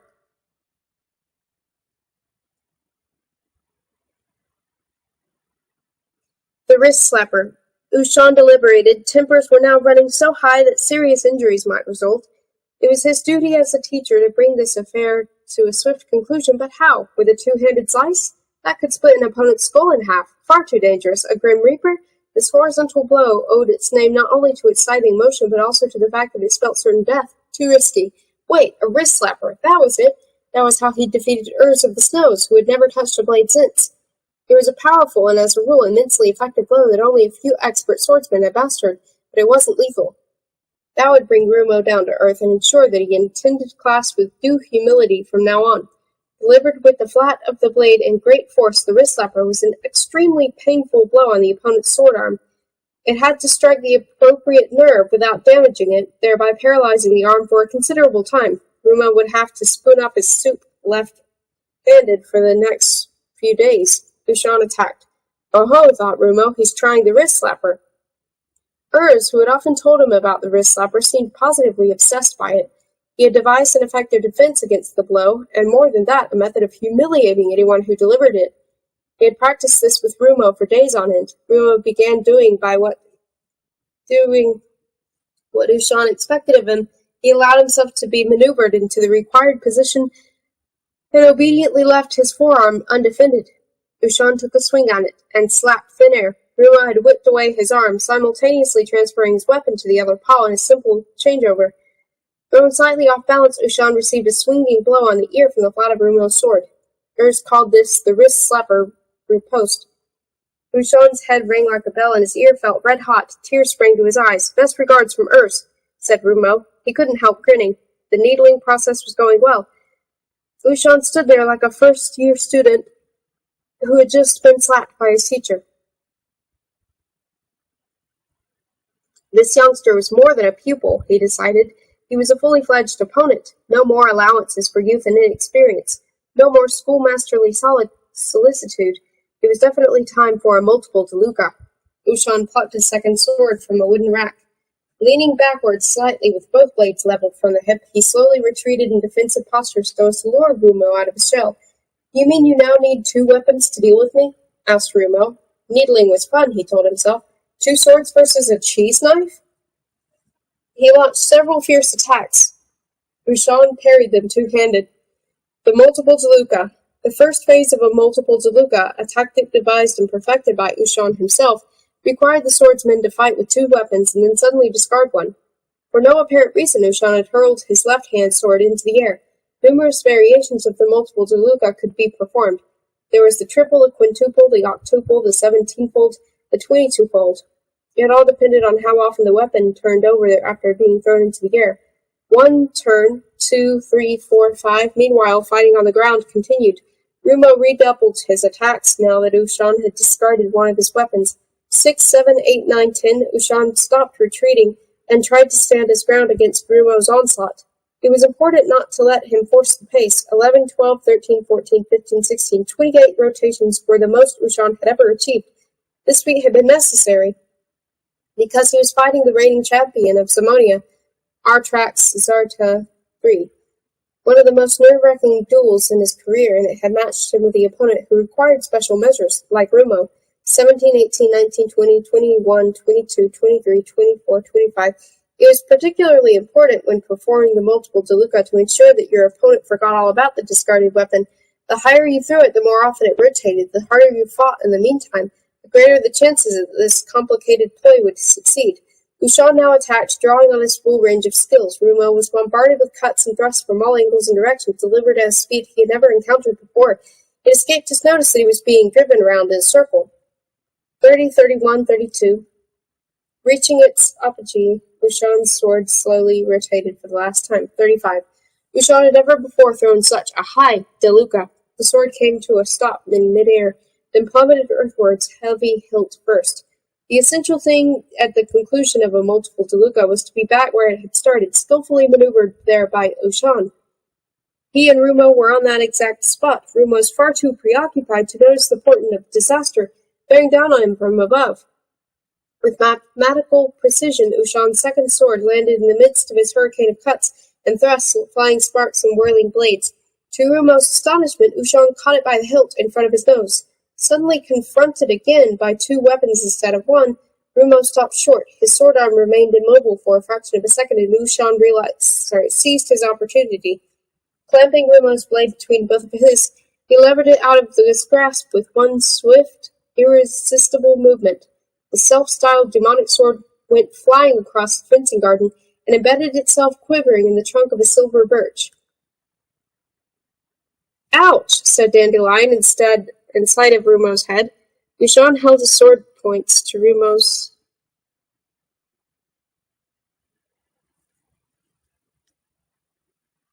throat. The duel was over. "Now go home," said Ushan, without wasting a second glance on his defeated opponent. He stuck his swords in the ground and left the garden with his cloak fluttering behind him. "And don't forget your cheese knife," he called before disappearing into the house. Suddenly it all came back, the headache, the befuddlement, the stale taste in his mouth. Rumo felt as if he had just woken up with a monumental hangover. He was wandering aimlessly through the side streets of Wolperting. Fairground music could be heard in the distance. "Well, how did it go?" Dandelion asked suddenly. Rumo was too flabbergasted to be angry. Dandelion, where have you been all this time? No idea, to be honest. I must have passed out or something. Did you know that swords can faint? Neither did I, haha. I only came round when I struck into that tree. Did I miss anything? You fainted? Yes, right at the start of the fight. His sword came whistling towards me, and we met with a terrible crash. You left me in the lurch, Rumo protested. You talked me into that business and passed out at the crucial moment. Heavens, how callous of you. I'm still in shock. It was my very first fight, for goodness sake. I didn't know everything happened so quickly. Phew, the speed of it. Can you imagine what it feels like crashing into another blade? Did you see the sparks? Call yourself a sword, Rumo said scornfully. You're a joke. I'm a knife, Dandelion said peevishly. Oh, so you are a knife after all. What of it? Do you think that means I've got no feelings? A knife with feelings. A knife that passes out. Just what I need in a fight. A tent full of weapons. And I had to pick you. I might as well go into battle armed with a tulip. Do you know what you are? You're just a... Dandelion's confession. Shall I tell you what I really am? Shall I? All right, I will. Rumo came to a halt. The truth is, Dandelion said in a quavering voice, I'm not a demon's brain at all. I'm a troll's brain. A troglodyte troll's brain. There, now you know. You're a troll? Certainly, a common or garden troglodyte troll. A cave dweller. I never wielded a sword in my life. I was mining lapis lazuli in a mine shaft in the demon range when that stupid meteor came crashing down. The most awe-inspiring weapon I ever had in my hands was a geologist's hammer. The meteor made such a mess of me, they must have mistaken me for a demonic warrior and poured my brains into the sword. At least, that's the only explanation I can think of for how I got into this confounded thing. You mean you aren't even a demonic warrior? You're only a troll? I used to be. Better and better. First of all, a mighty demonic sword, and now just a troglodyte toothpick. That settles it. I'm throwing you into the river. What? Rumo strode on. Hey, where are you going? To the Wolper. I'm going to throw you in. Rumo, don't be rash. Rumo didn't reply. He was making for the bridge. Rumo, you can't be serious. No response. Rumo, don't do anything you will regret. Rumo strode on regardless. Rumo, listen to me, Rumo. I bungled it, for heaven's sake. I made a little wholly unrepresentative mistake. It was my first fight. Calm down. We can discuss this quietly later. Rumo had reached the northern end of Wolper Bridge. Dandelion's voice was drowned by the roar of the river. Rumo, it'll never happen again. I give you my word of honor. I won't let it. Are you listening to me, Rumo? Rumo went over to the parapet and looked down at the rushing waters of the Wolper. He dangled Dandelion over the edge. Rumo, Dandelion shrieked. This isn't funny anymore. You're right, said Rumo. It isn't. He took another look at the river. Something was drifting past on its turbid surface. A bundle of clothes? No, a Wolperting. He could even make out the face. It was Rolla's. Without a second thought, Rumo stuck Dandelion in his belt and leapt over the parapet into the raging torrent.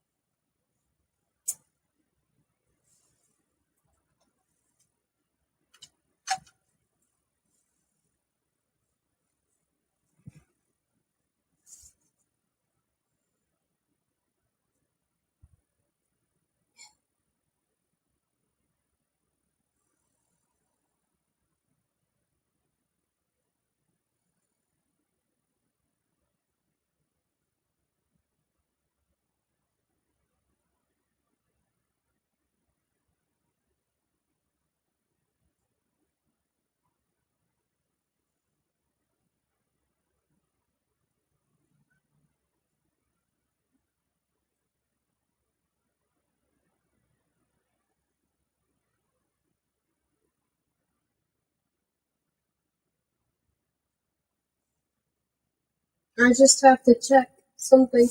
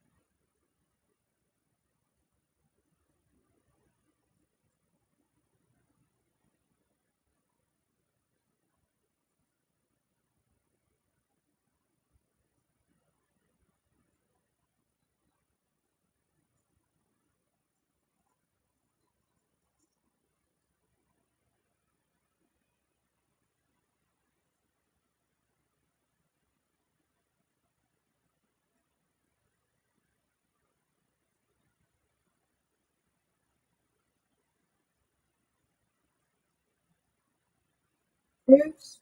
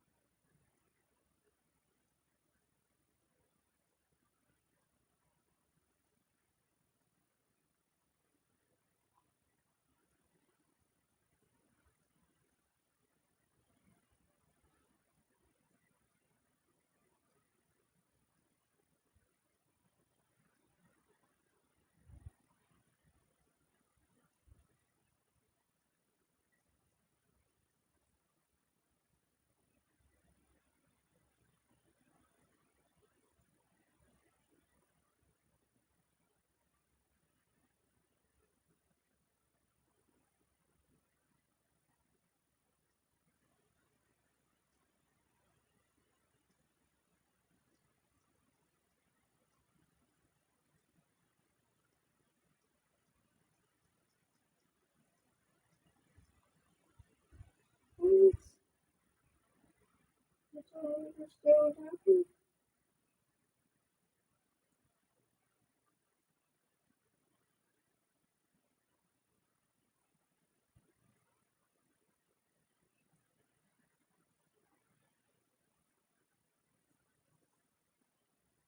happened. I lost my place. Oh my goodness.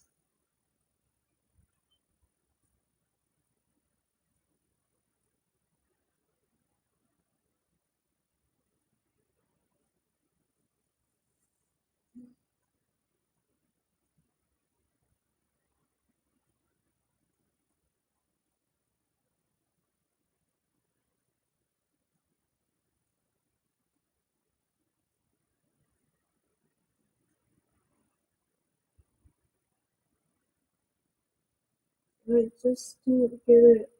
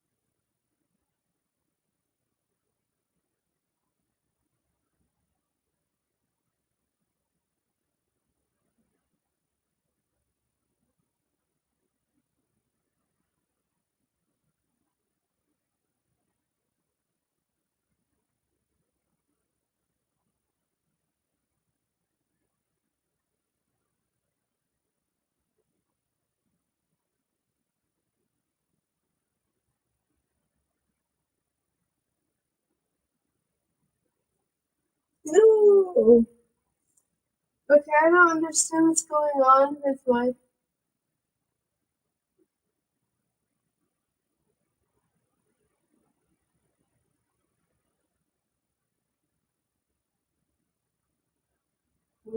nook, but I've lost my place. No, no, I've lost my place.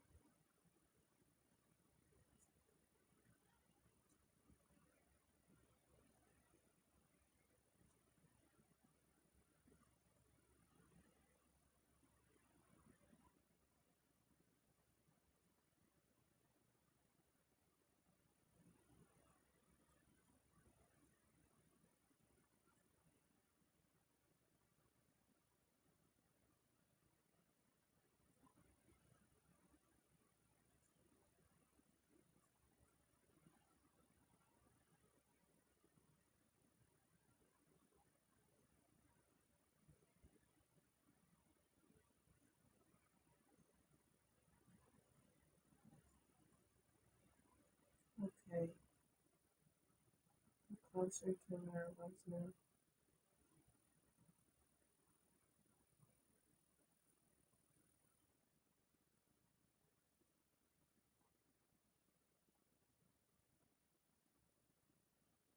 Rala's story.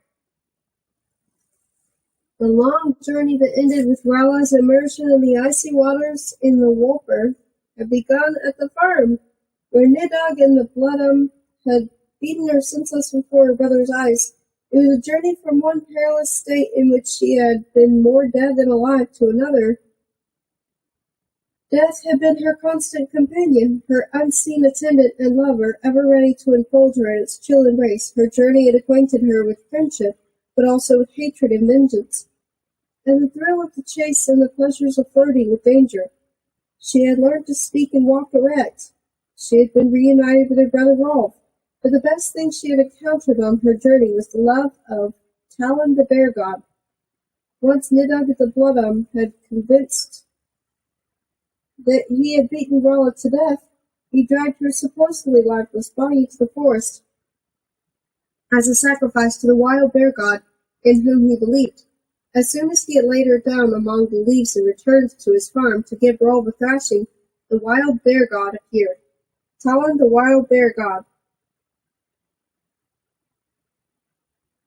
His name was Talon the Claw to be precise. He was wild and a bear, yes, but he wasn't a god. Talon was as far from being a god as anyone could be. He wasn't particularly bright, he was lazy, he possessed no supernatural powers, and he was as mortal as any other creature in the forest. He lived on scraps, and the superstitious peasants threw out to placate him when he roared in the night. Talon would eat anything, cold potatoes, apple peels, stale bread, moldy cheese, even dead dogs, just as long as he didn't have to hunt his own food. Talon trotted over, sniffed the little puppy's bodies, and promptly decided not to eat it under any circumstances. Why not? Because it was still alive.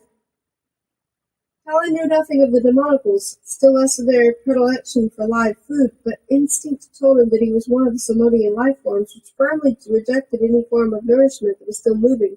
Yes, Rala was still alive. As for her name, she got that from Talon, who nursed her back to health and brought her food and lulled her to sleep with the only two syllables he could articulate.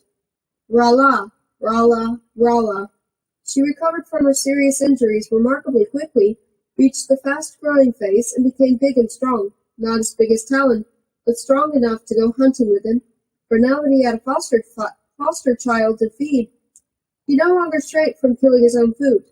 Rala, he thought, should have something better to eat than kitchen waste and dead dogs. Besides, he had noticed that the exercise did him good, and he lost a few pounds, so hunting became his and Rala's main interest in life. One day they scented an unusual quarry. Having run it to earth with a snow-covered clearing, they saw that it was a hunter, not just any hunter, but the one who had caught Rala and Rolf and sold them to Nidhogg. Rala knew this from the scent when they came face to face. The hunter was carrying a long stick in his right hand and a short stick in his left. Having put the two together, he seemed to point them at Rala and Talon. Suddenly the short stick flew through the air and struck Talon in the heart. He sank to the forest floor, growled Rala for the last time, and died.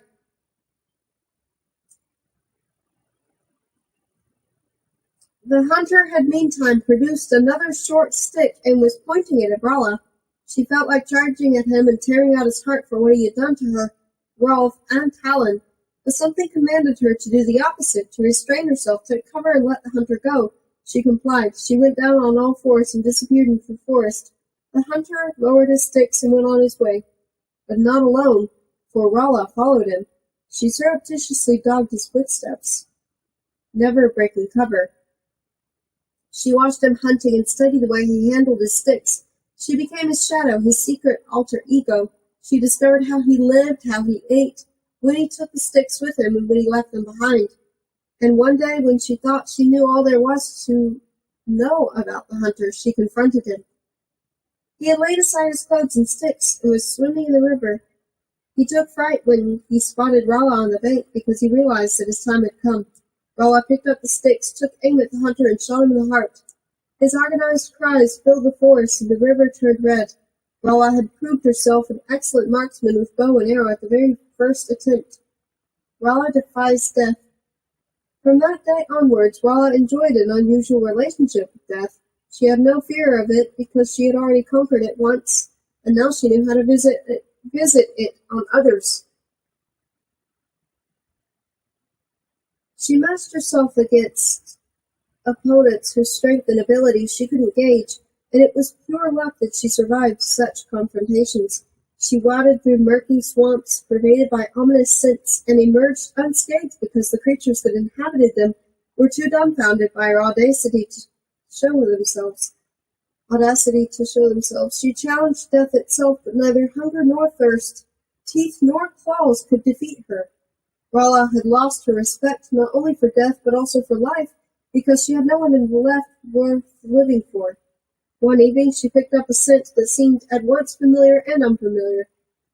The wind was strong and blew it away too quickly for her to identify it. In the twilight she spotted a fast-moving creature flitting from tree to tree and realized that she herself was its quarry. She loosed off an arrow, but her pursuer ducked so swiftly that it splintered against a tree trunk. Never having wasted one of her precious arrows before, Rala was annoyed and puzzled at the same time. What sort of creature could it be? She fired 2 arrows simultaneously, a technique that had never failed to kill in the past, but the creature did something more puzzling still. It plucked both arrows out of the air, and adding insult to the injury, hurled them back with such a force that they struck in a tree just in front of Rala's nose. She had never before encountered such an opponent endowed with such reflexes, such strength and speed. Visibility steadily deteriorated as darkness fell. Having fired her last arrow in vain, Rala was left with only one choice, to confront her opponent face to face. They met in a clearing, close enough to look into each other's eyes. The wind dropped at that moment, enabling them to identify each other's scent, and they realized there wouldn't be a fight after all. Their noses had told them they were brother and sister. The river. The grey waters of the Walper swirled around Rumo. They were below him, above him, everywhere. Cold as ice had forced their way into his mouth, his nose, his ears. A steady roar filled his head. I can't swim, he thought. What? Said Dandelion. You can't swim and you jump into a raging river? And you reproach me for it. Where's Rala? Rala? Who's Rala? She'll die. Who'll die? You will, that's for sure. Maybe Rala mustn't. Start swimming. I can't swim. Then do something about it. Dandelion yelled. Swim. Rala, thought Rumo. Rumo, Dandelion yelled. Get moving. You've got to swim. But Rumo didn't answer.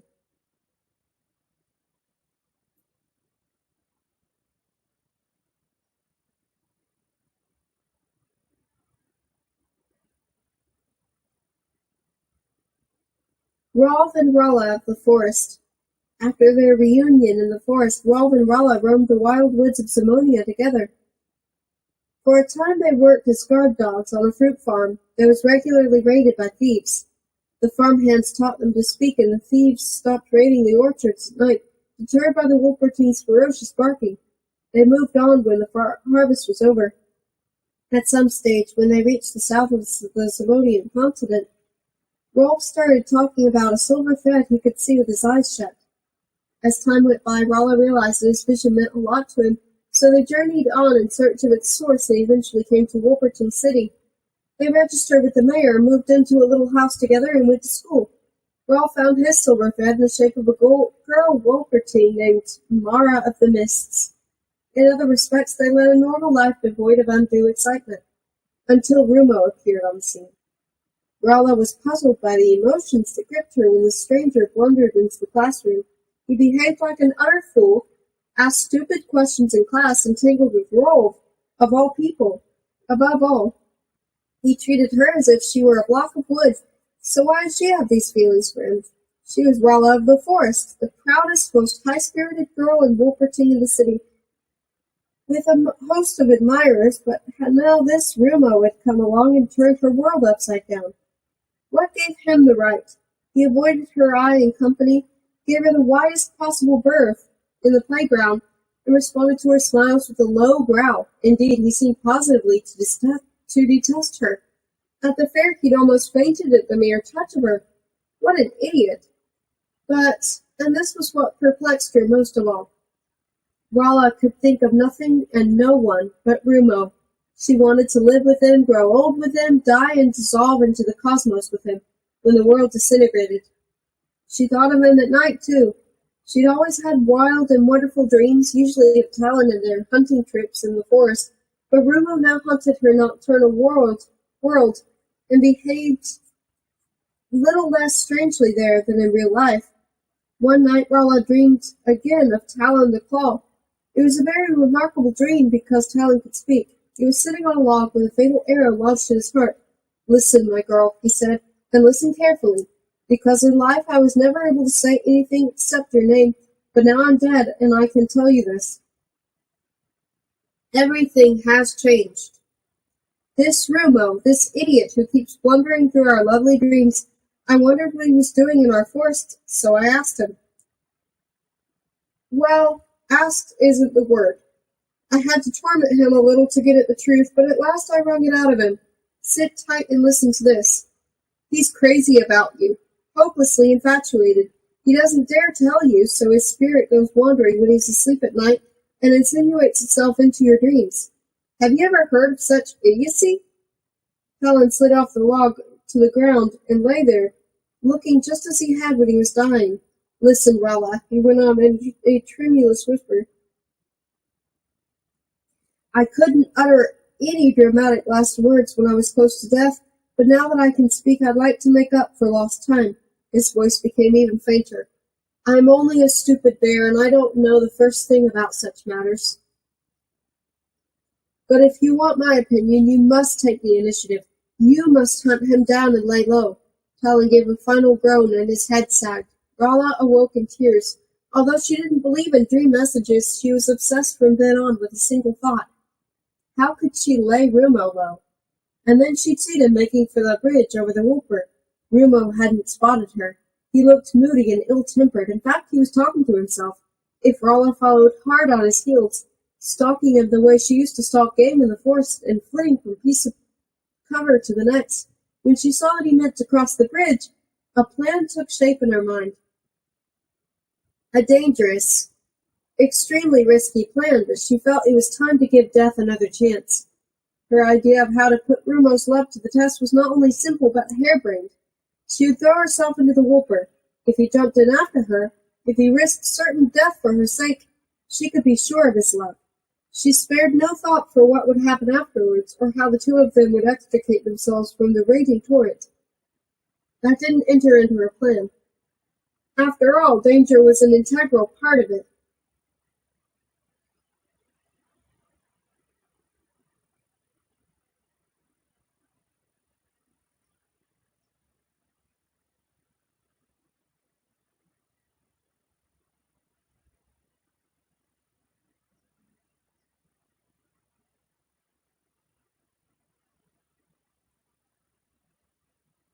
The colors of death. Unlike the monocles, Wolpertines didn't believe that they would rise into the clouds after death. They believed that death would spell total inactivity. Although aware that they would inevitably die someday, they didn't speculate on what would happen thereafter. Rumo was doubly surprised, therefore, when he lost consciousness and found himself in a world that seemed familiar to him. It was a vast panorama of luminous shapes, a hitherto unknown colors and endless streamers of light, which reminded him of the world of his inner eye. Aha, he thought. So this is what it's like when you're dead. It's like seeing things with your eyes shut. He was being swept along by a river of pulsating radiance. The color of the river, it suddenly occurred to him, was Zolb, and gaudish clouds were racing across the zagreen sky overhead. Amazingly enough, he knew all the names of these peculiar colors by heart. He could swim, what was more. No, he himself wasn't swimming. He was being borne along by this river, which shared none of the unpleasant characteristics of the Whooper. It wasn't noisy but quiet, not cold but warm, not turbulent but calm. I'll simply go with the flow, he thought. Everything had suddenly become so easy and simple and lovely, so painless and unproblematical. He was no longer plagued by anger and doubt, by fear and torments of love.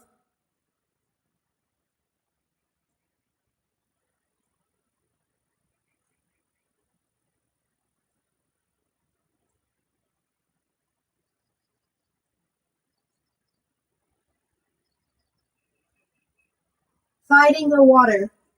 When Rolla dived into the Whooper, the first thing she noticed was that the water was apparently colder and flowing considerably faster than she'd expected. Above all, it was heavy. It soaked into her clothes and hair, seeped into her boots, and dragged her down into the depths. Last but not least, it was noisy. Its monotonous roar drowned every other sound and thwarted her romantic plan to cry for help. Having pictured herself drifting serenely along like a beautiful victim of drowning, she was now being swept away and submerged like a scrap of paper. She had already drifted under Whooper Bridge without managing to attract Rumo's attention when he happened to look over the parapet, just as violent eddy carried her briefly to the surface. Rumo dived in without a moment's hesitation. Rolla saw him plunge into the river before she herself was swept away by the current. He loves me, she thought. He followed me to certain death without a second thought. Surfacing for a moment, she saw Rumo, too, break surface. His body was inert. Whirled around by the current, he was making no attempt to hold his own against it.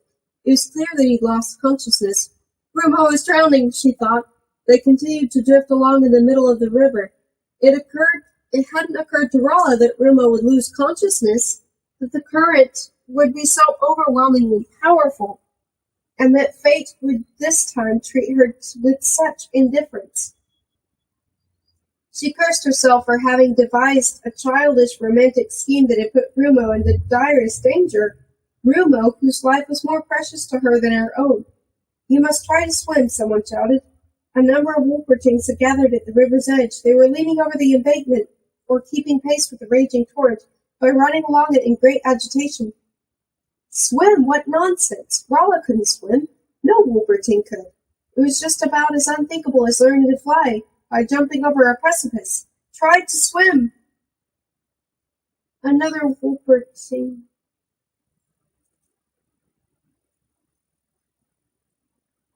shouted from the bank. Why was it so unthinkable? Rumo's life was at stake, not to mention her own, so why should she let this atavistic fear of water prevent her from at least giving it a try? You must swim. But how did swimming go?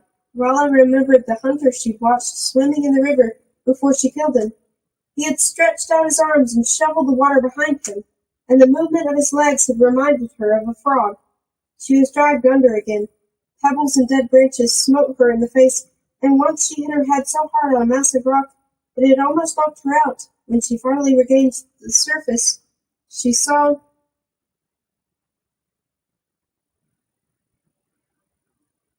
Rumo floating along nearby, but upside down.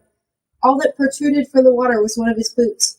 The Wolpertings on the bank were brandishing long sticks and coils of rope.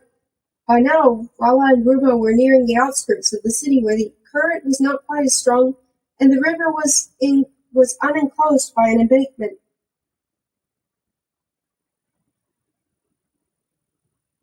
their agitated fellow citizens.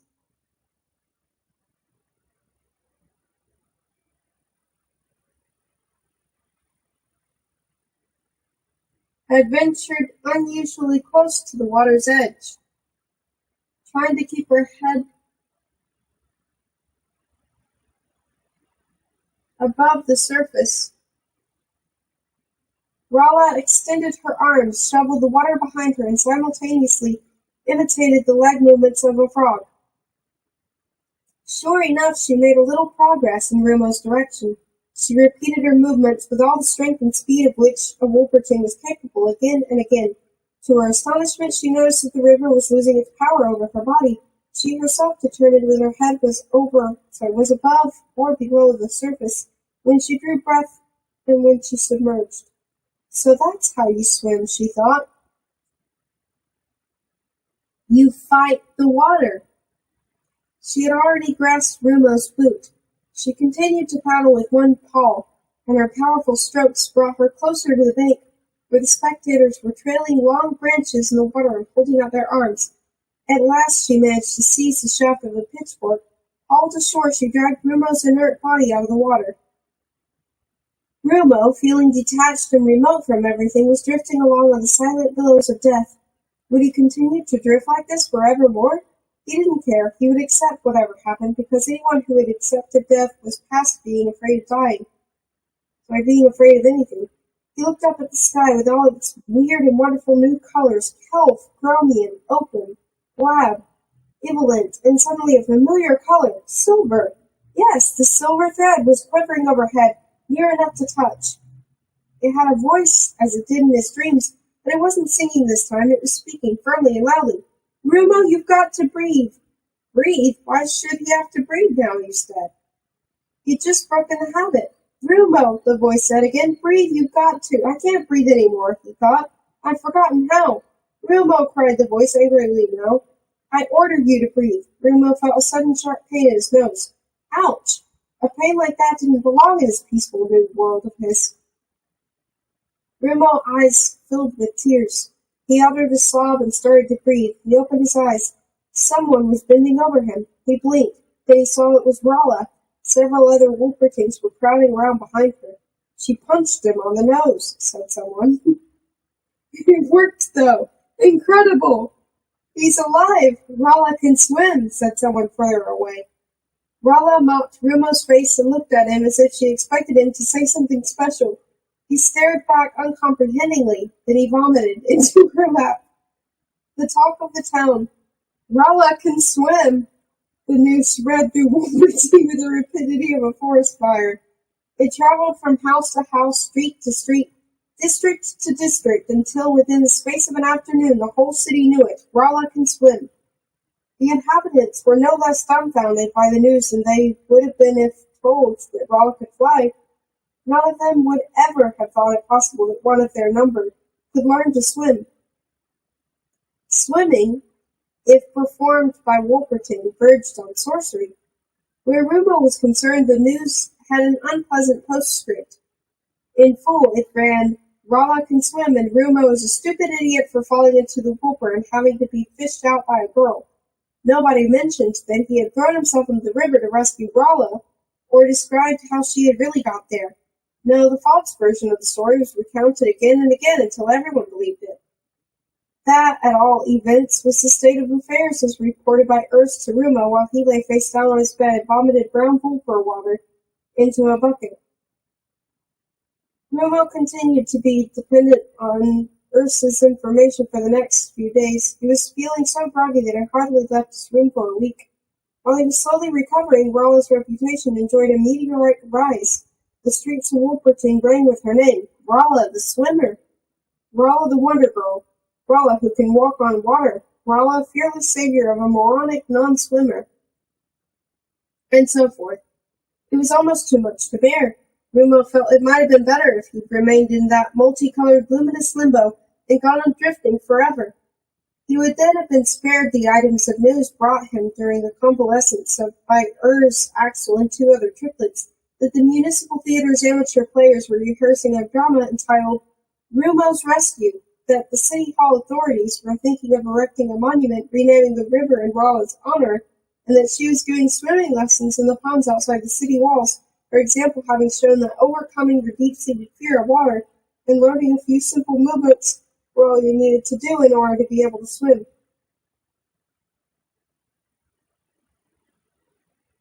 Even when Rumo was back on his legs, he scarcely dared to leave his room. He no longer went to school, shirked his civic duties, and avoided the cabinet maker's workshop for days. He slunk through the side streets at night for a breath of fresh air, but that was all.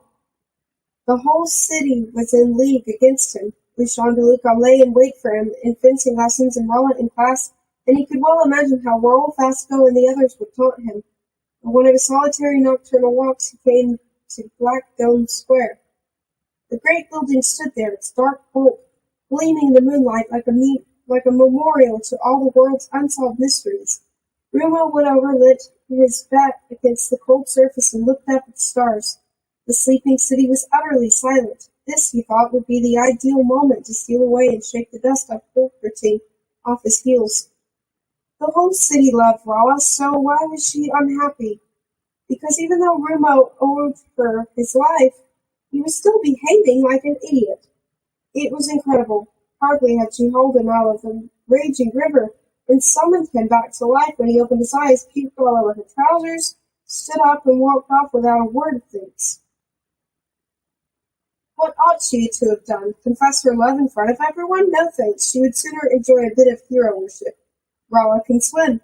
It sounded good, she thought. Better, anyway, than Rolla can knit.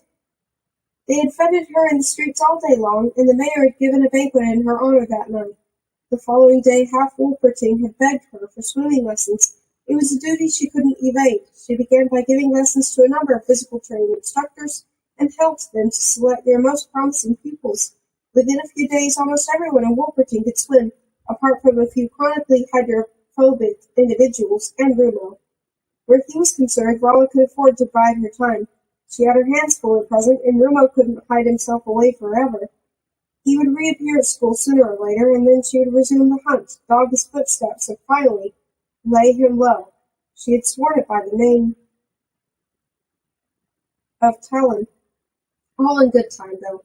First, she would savor her fame a little longer. After all, she was the very first heroine Wolperting had produced. She couldn't believe that her life would have any greater excitements to offer.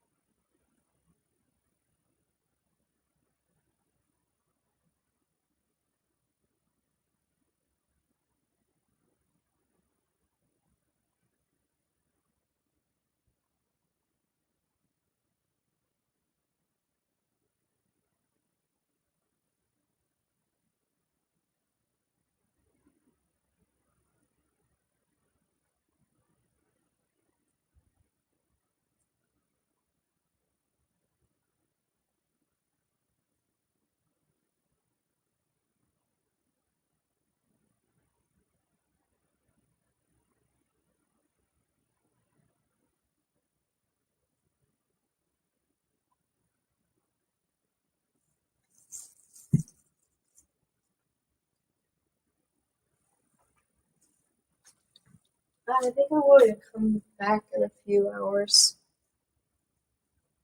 and make some more.